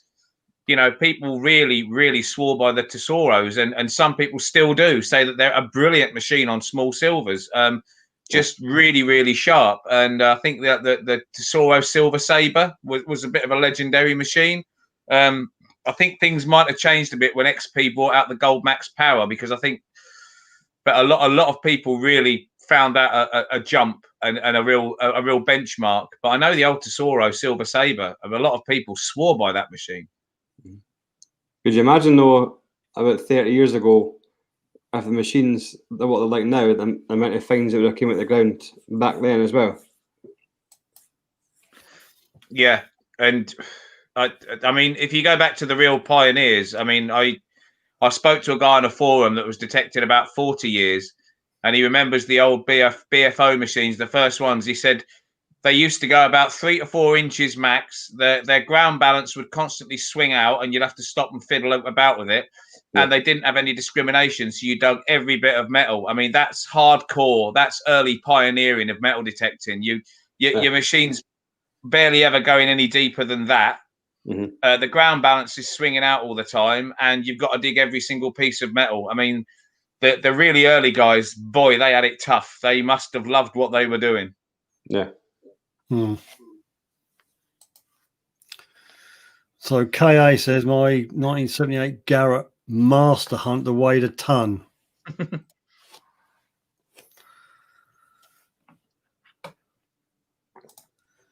Ian says my first detector was from Tandy in the 70s. We all remember Tandy. They are a bit better nowadays. Laughy face. Correct me if I'm wrong, but many years ago, didn't Garrett bring one out that actually had a female voice that spoke to you when you made a setting change? What, like leave that alone, or? No, I'm absolutely serious. I'm sure Norfolk Wolf. It was one of those green, that the green box ones. Was it the GTAs? Yeah. There was about 3 different GTA ones, and it's still on. It's still on YouTube, but because Norfolk Wolf's old comparisons with different machines on his old test bed, you can still watch them, and they're still quite good to watch, actually. I mean, he knew a thing or two, and he had a Garrett GTA, and he said this thing's got so many settings. He said you can get lost, and I'm sure he says it's even got a voice on it that talks to you. I'm sure he said that. Somebody out there might know the answer to that. I'm quickly trying to do a quick Google. Other browsers are available. Can't see anything at the minute. I can see what they look like, but unless anybody else knows. But KA reckons you got biceps like Popeye. I used to have biceps like Popeye, then I started swinging the RX around and there's no weight.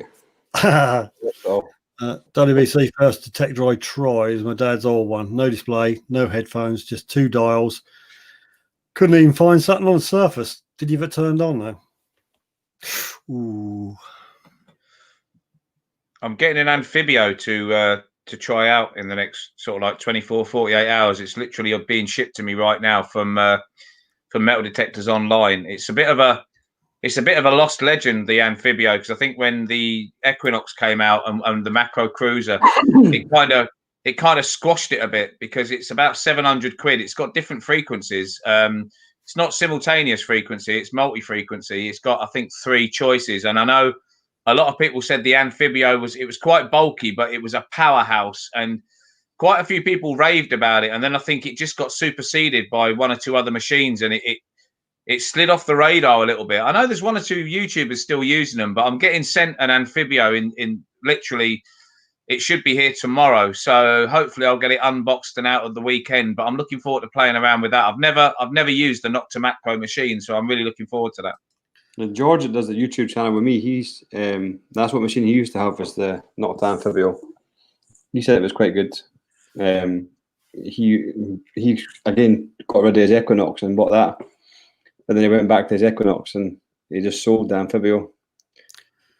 Look forward to the video then, Keith. Yeah, if I can find somewhere with no crops on it, I'll make one. Yeah, that is a snag, isn't it, at the moment? I've seen quite a few comments from people saying the crops are coming off. So I think it depends where you are. And I think it depends what the crop is and when the farmer planted it. But slowly but surely, some people are starting to get on the stubble now. But I know my main permission is 500 acres, about 15 minutes up the road. And it's completely covered in crops at the minute, and they're still green. So I don't think they're coming off for the next 2 or 3 weeks. No, I live fairly close to my old permission. I can hear the combine, so that's coming off. But there we go. That's past history now, folks. I've been driving about an hour and a half to go down to permissions down the Scottish borders, and that's all stubble just now. But all the permissions right here, we've got like about 5,000 acres literally around here, and none of it's ready. And you're just driving past it, you're thinking, come on. I got out of the car the other day to check the crops to see where they were doing. No, I'm about a 2-minute drive away, my local one. The one I just picked up, it's not massive amount of acres, but I'm just hopeful that the guy does deep plough and roll.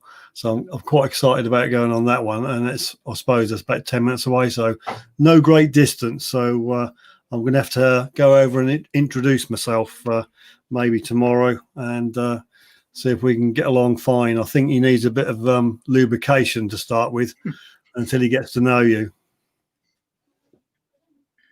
That's interesting comment there from Adrian Gaylor. He says Amphibio is underrated, can be a bit chattery though. I think that goes for Nocta Macro machines in general, doesn't it? I think they are. It's just, I think the way it's just they set them up to be powerful machines. A lot of people say the Simplex is chatty, and you have to work on that a little bit. And Aaron says give it time, and once you gel. So I think I get the impression that Nocta Macro make slightly chatty metal detectors because they like the power in them. So I think you have to learn to bond with them. Yeah, that's what Aaron says. Give it time. I suppose again, this boils down to personal preference, isn't it? And what you want in it. Yeah. It's like a car. You buy it. You also do buy a detector on its looks as well, don't you? Right. I think John. Well, the 2M was great. It was great. Gold came. Great new computer screen. Like I said before, C-Scope was a forerunner of other machines. Came in until is that Tarosso? Is it came in? I can't remember now. But better C-Scopes was out. A C-Scope not bringing out a new machine. Yeah, the Evo 6000. We've been waiting for it for quite a while. I think this has been a trend in the last couple of years. I think the Equinox started the ball rolling of announcing a detector way before they were ready to put it out. And I think it does frustrate a lot of detectorists because they get keen to try these machines and then they have to wait 6-7 months before they can actually get their hands on them. And I think it winds quite a few people up. And the Evo has been touted now for quite a while, but there's still no sign of it hitting the shops. Anybody know the update on the Apex? Last I heard was end of July, beginning of August. I seen I'm not that. sure. I think Digger Dawn had said that hers was on her way and it'll be here Yeah. in a couple of days' time.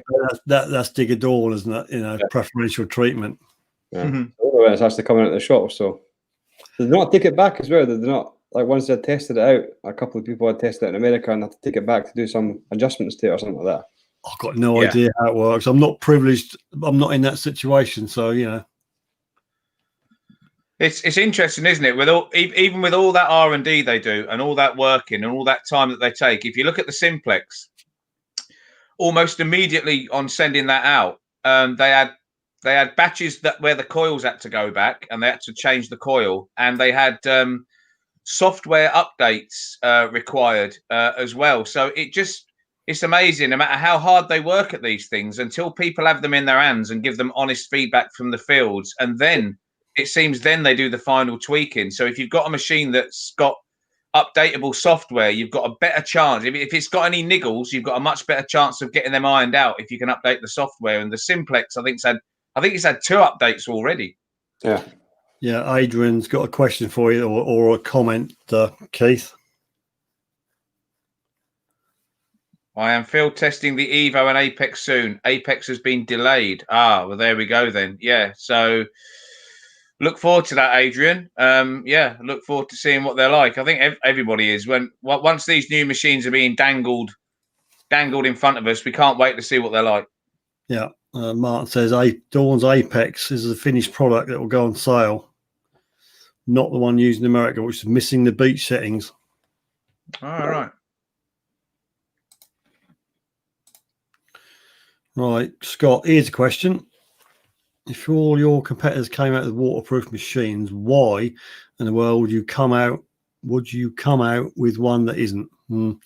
Well, I don't go out in the rain, Scott. 100% waterproof it's not really a box that I tick really, because you put a waterproof cover on the display, but if it's lashing down, I don't go out, and if it does lash down when I'm out, I go under a tree or get in the car. There's a lot to be made, or a lot made out about 100% waterproofing. But why, apart from going under the water, would you want it 100% waterproof? I suppose there's the argument as well, though, is why did Minelab bring out a new detector like the Vanquish that wasn't waterproof when their Equinox was waterproof? You know what I mean? I suppose it just depends on what people want. Right, I think a lot of it is your price point and the amount of costs in manufacturing. Once you go to IP68 and those rubber seals have got to be perfect, and the whole case has got to be of a higher grade material, then you're putting a lot more money in, and you're going to want to see that reflected in your profits. So your price is going to go up. So I think, to be quite honest, I think some detectors are chosen to be not waterproof, but to be showerproof, because they know for a large majority of people they can live with that. But they haven't got to put the R&D in, and they've not got the amount of product control and quality control. It doesn't have to be quite as finite, because you don't have something. Once you tell somebody that you can stick something underwater, 9 times out of 10, that's exactly what they'll do. So, if you haven't got it spot on, then you're going to run into big problems. And that again is reflected in the price. So I think, I think a lot of it is that. I think the Vanquish is what it is, because they can put that machine together on that stem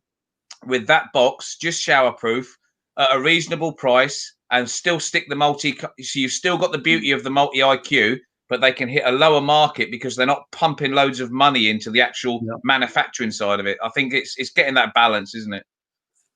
Here's a question for us. It must be hard to get permissions.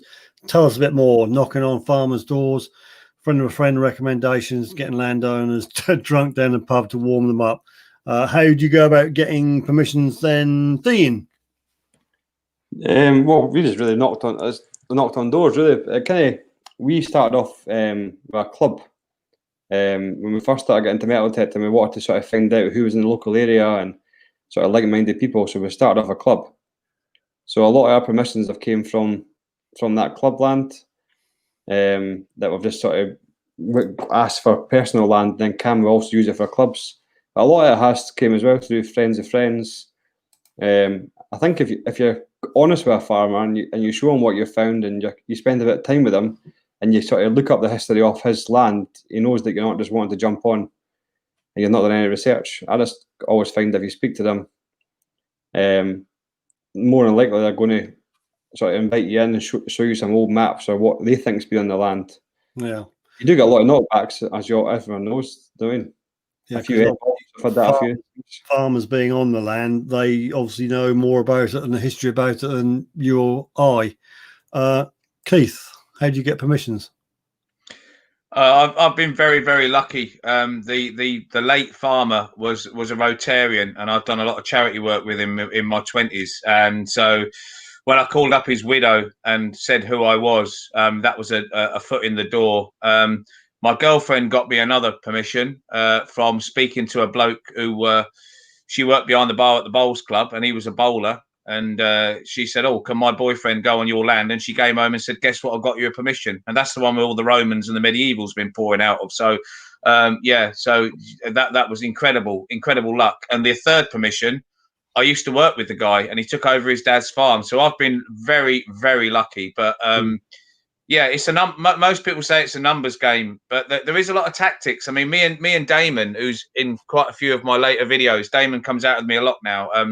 A very good friend of mine, and you know, a good detecting companion. Even if he does take the mickey out of me a lot, we actually parked around the other side of a permission, and actually parked on the next farmer's land by an area where you were allowed to park, and literally walked past and we chatted to her. We chatted for a while before we ever said anything about going on her land, and we just had a laugh and a joke. Said hello a few times, and just we played the tactic of becoming somebody she was acquainted with before we just said, "Do you mind if we had a little go on this bit of land near where we park?" And then after that, we moved on. We bought us some chocolates and said, "Thanks for letting us have a day's detecting the other day. We didn't find nothing, but thanks all the same."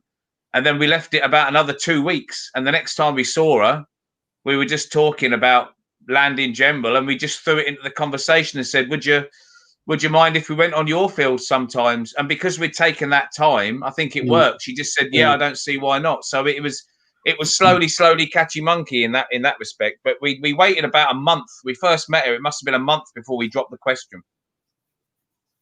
Yeah, I mean, I've had varying degrees of success or failure, really. I don't like knocking on doors, cold calling. I've tried letters. You send a load out, you might get one back saying no thanks.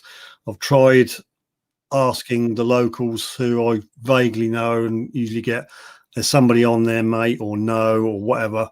The permissions I used to have were like a family thing. The father-in-law's ex-farmer, so he had land. But when he retired, the neighbouring farmer took over. So then I had to ask him the permission, and that went well for 3 or 4 years. And as I say, the permission I've got this time round came via a friend. Hey, you know, so-and-so's blah, blah, blah. And I've got in that way. And I had a call the other day from a friend saying, "Oh, I've got so-and-so. I've got this bit of land. Would you mind coming over there and doing a bit?" She's read up on being Roman and Saxon and all this, and that's never been done before. So it's just weird. It happens, you know, sometimes it just falls into your lap. We were detecting 3 weeks ago, or 3 or 4 weeks ago, down in the borders, and Alan and George went back for their lunch, and I returned back, and they were speaking to this guy. So it turns out this guy was a local archaeologist. So he was like, "Right, I'm going to get his permissions because I want to see what's under the ground." So he ended up getting us like a medieval village, an unlisted, unscheduled, Iron Age hill fort. Like nothing came up of them, but it was that thing that you've just got to be in the right place at the right time. Yeah. But I think at the moment, obviously, for people trying to search for new permissions, it's mega difficult because you're kind of skeptical about walking into people's land now because of all this COVID and stuff. Yeah. You don't want to knock on people's doors, and you're not sure what they're going to react. Yes, it's an added difficulty, isn't it, for COVID-19? It's sort of turned everything upside down. So what was normal a few months back is not normal anymore. No. We've got a permission like local, and it's a lot of it is ready, but the farmer's just not wanting anyone on the land. Yeah, which you can understand, obviously, because it's his house, really, isn't it? I reckon I'll have to go and see this farmer and get a little envelope on a stick and poke through his letterbox. But from what I've been told, he's fairly laid back. You can just rock up and do what you like, really. That's what you need as well. You need. I suppose farmers have had 30 years of people knocking on the doors asking to go metal detecting, especially around here. Yeah. There's quite a lot of people around here, and the amount of no's that I've had, somebody's on the land. And you do kind of think at the back of your head where you've got about 600 acres here. I'm sure one more person is not going to matter, but then you've got to sort of look at their point of view. They've got to know who's on the land. And if it's like 5 or 6 people on the land, they've got to then think about who's that one. Yeah, they must get, farmers and landowners must get crazed and crazed. I mean, there's so many more detectorists about nowadays, and they must have had a gutful, a lot of them, and that's why they just say, no, I don't do it. So you can't blame them, can you? I think Adrian Gaylor made a good point, though. He said, now is the time to ask.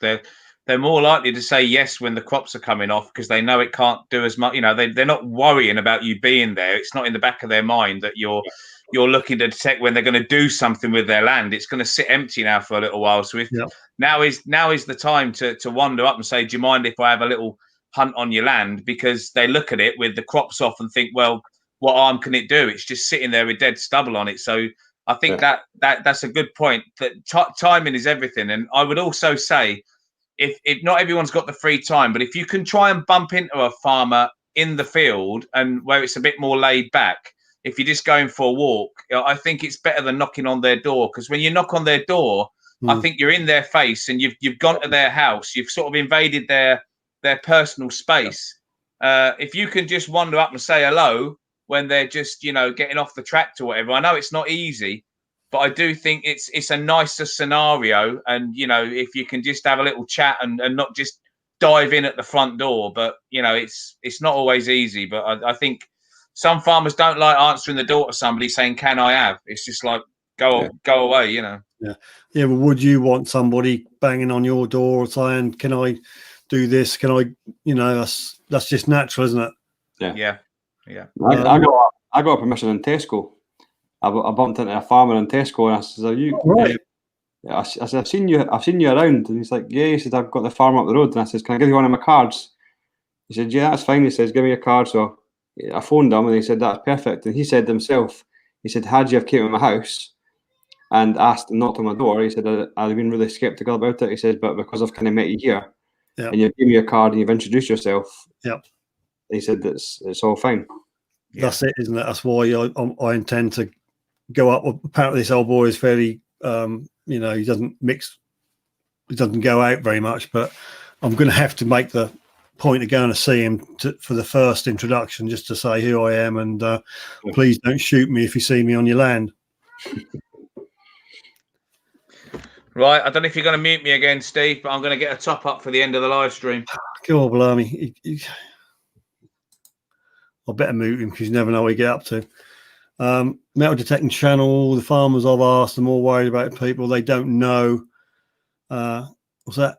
Hanging around their farms with the expense machine. Yeah. I mean, to be fair, the guy just over the road who used to go on his permissions, he's had a lot of machinery and vehicles stolen a few months back. So that's a big worry, I suppose. Hence, they need to know who's going to be up and around their property, I suppose, which is, is only right, isn't it? Righty. Any more questions, people, while Keith is refilling his pint pot? I think if we can hang this out till 11, we'll knock it on the head at 11, Dean, because I'm sure you've got better things to do, mate, and talking on there. But thanks for being on, mate. It's appreciated. So I'm more happy to come on, just talk shite for a little while. Yeah, I'm just surprised we have kept it fairly loosely on metal detecting theme.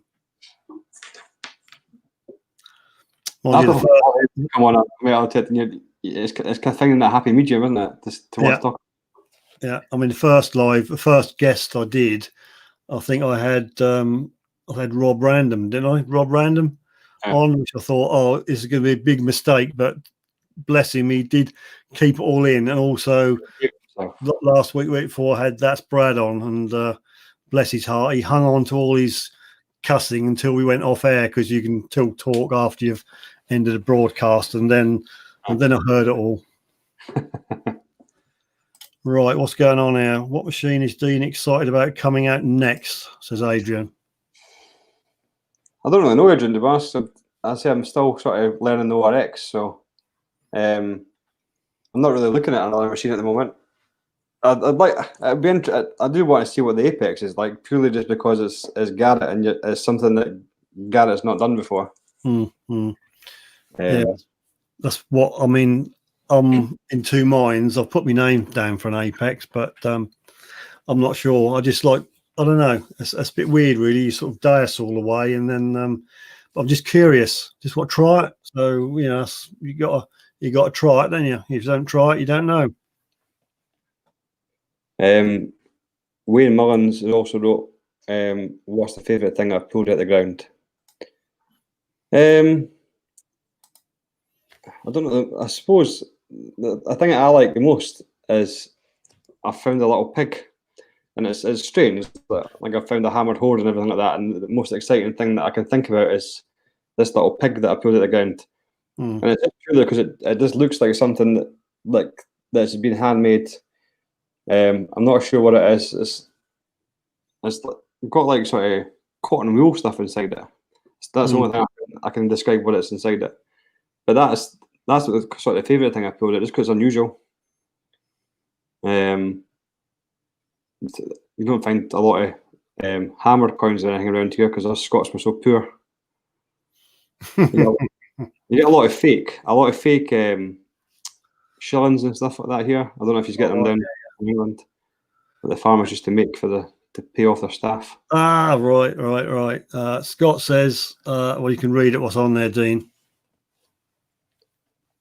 I think we popped Dean's cherry live stream when he came on ours one night during isolation. Yeah, I think you were the first one I went on, Scott. Yeah, is that when the kids started having World War III?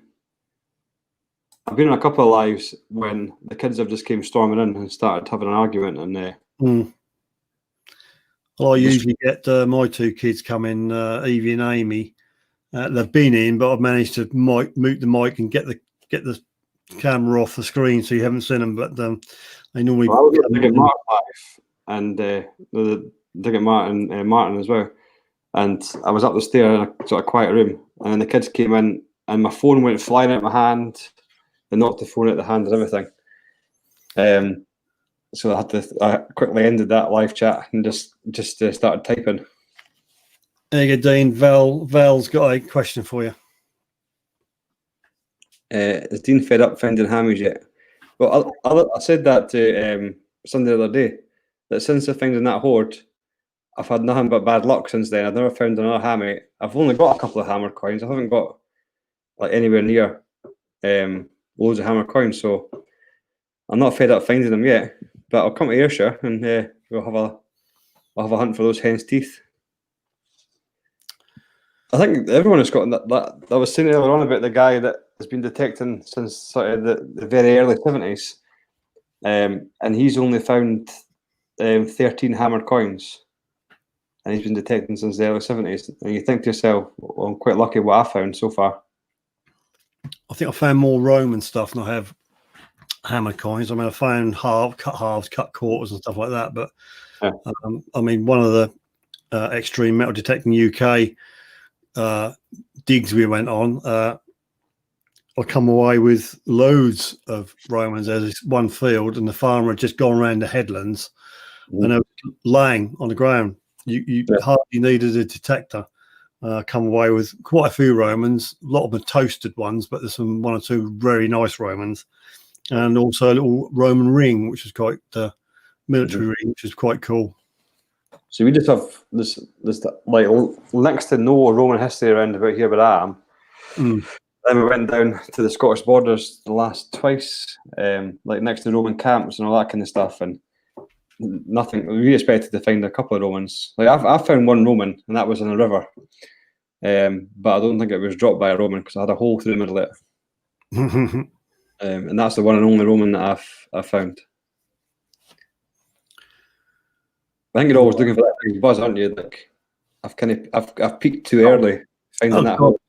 Yeah, I mean, I've not gone into this for monetary value. That's just the history. I mean, you pick a Roman up, you know full well. Yeah. 9 times out of 10, that was last handled 1,700, 2,000 years ago. Yeah. It's just a great feeling. It's a bit of a buzz. General Diggle, I found 7 hammers in 2 hours and over 120 hammies in total, but he's not in this country. He's in Austria, and obviously, got lots of history over there. Finds a lot of other stuff as well, don't you, Jeff? But I can't show it on YouTube. You get quite a lot of nice, interesting hammer coins over there, don't you? Like I've seen quite a few coming up that are like they've got a lot of nice detail on them compared to the ones that we find here. Right, John, never had silver or gold. No, same here. It's on my list. Always been the bog standard Romans, so a silver or gold one would be fantastic.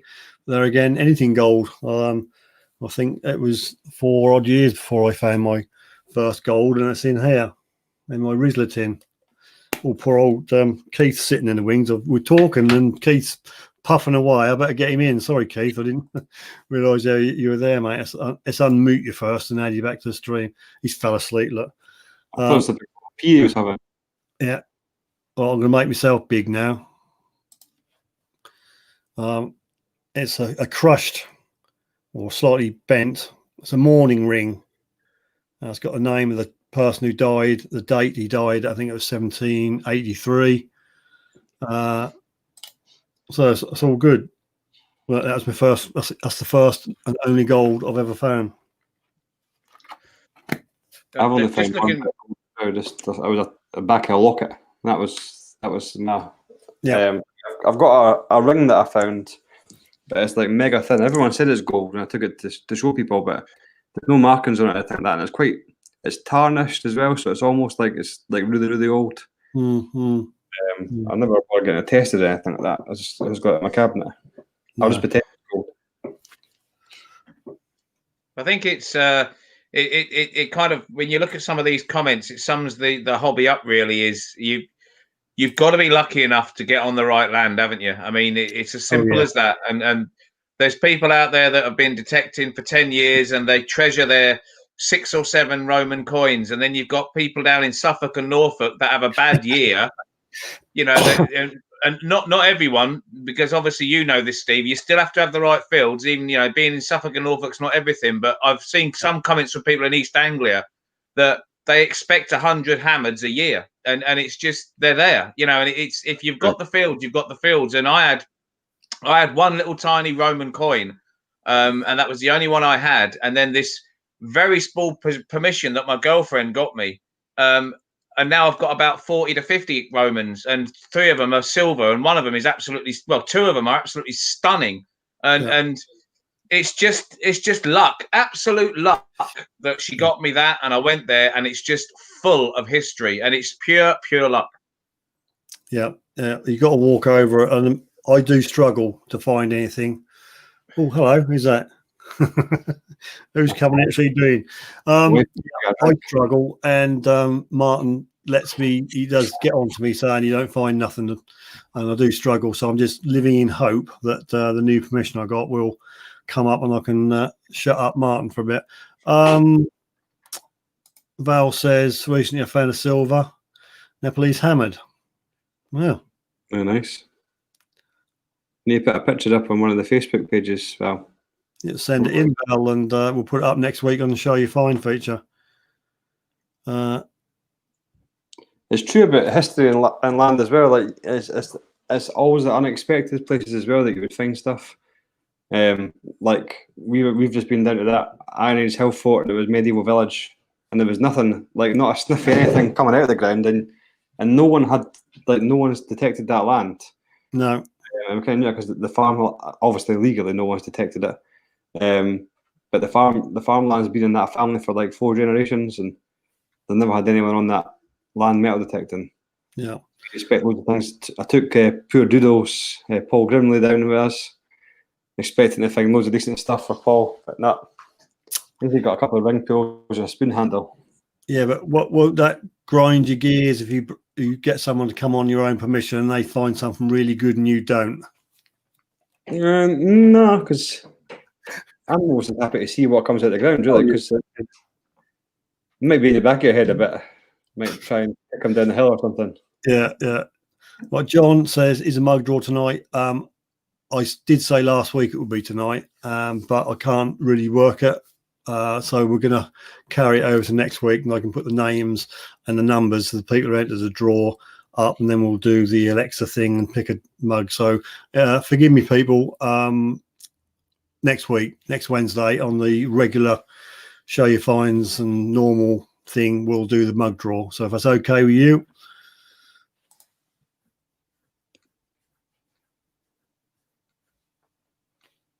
Righty. Okay. Is there any more questions or anything like that? I'm just having a look. I got to be careful with Jeff because sometimes he says stuff what I don't want to put on the big screen. I think I can show this one. There you go. Look, read that.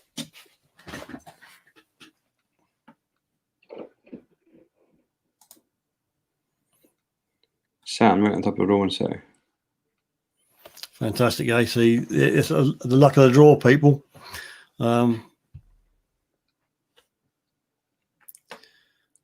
John Clayton saying as well, metal detecting's like fishing. You go out and see what bites. Yeah, isn't it? Doesn't know what you're going to get. And exactly like fishing, sometimes you set all your gear up on the river in a place where you're absolutely convinced that you're going to get fish, and you go home with an empty net. And other times you go down and look at a nondescript bit of river and don't expect much, and you end up bagging up. And it's the same with metal detecting. You go, sometimes you go to areas and you research and you're absolutely convinced it's going to be great. And then other times you go on fields with absolutely nothing to indicate anything whatsoever, and you just find a patch that's long lost, and you're in. And so it is very much like fishing, really, isn't it? In that respect, you know. I think you can go down that route, like investigating where the best place would be to metal detect, and you overlook a lot of things. Like when we were away camping at the weekend there, like we mountaineered our way up the top of this hill to get to the Ironies Hill Fort. Detected in it for ages, totally knackered. And it turns out that the actual field we were camping in was the actual main hub of the medieval village, and we never bothered going in it. we just slept on top of it. Yeah. So we're going to wrap this up in a minute, guys. I think 2 hours is enough of anybody's voice box. Aaron says, yeah, been a great show. Keith has been on top form. Dean has been great too. Sifter was okay, I guess. Thanks, Dad. Yeah, thank you, Aaron. So we've got 2 minutes, Peter. We'll wind it all up. Thanks everybody for joining us. And I'll sign off in about another minute and a half. So if you've got a question, fire in quickly. Here we go. Yes, Adrian, have you checked out Detector Network? I recently found this. Yep. And I'm all signed up and logged in. Now, I'm not going to give the game away, but not next week. The week after, the next Suffolk Sifter and guests will be talking about the very same subject. So if you don't know what it is, the Detector Network, then a couple of weeks' time, we'll explain all. So Scott was asking about if are me and Aaron brothers. Yeah.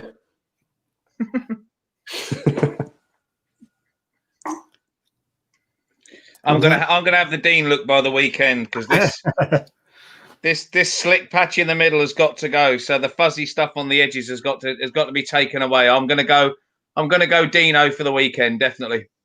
Do a Dino. See, Dean's not got a choice. Everyone says about that, and I was saying that to Terry at Diggers Den, Tags and Fury. He was speaking about that week, and he got his pulled his hat off, and he's got like an all over comb over. Shoot it off and just do it me. John says, well, there you go, Dean. You can read that. Hope we don't mind. Recommend you do the chat. No, I don't mind. As I said to Steve, I don't mind talking a lot of rubbish for a little while. You didn't say rubbish earlier on, Dean. I thought it'd be sensible now. YouTube police. Right, it's 11 o'clock. I'm going to knock on the head now, so I'll go big. Thanks, everybody, for joining us this evening. It's been great. Thanks for the questions. And we'll see you next Wednesday at 9 o'clock UK time, PM UK time, for the regular show you find. So I need your pictures. If you can send me some pictures, and Val can send her a special picture in, can't you, Val? And we'll go from there. We'll do the mug draw as well. So thanks, everybody, for joining me. And I will hit this thing which says end broadcast. So thanks for joining us.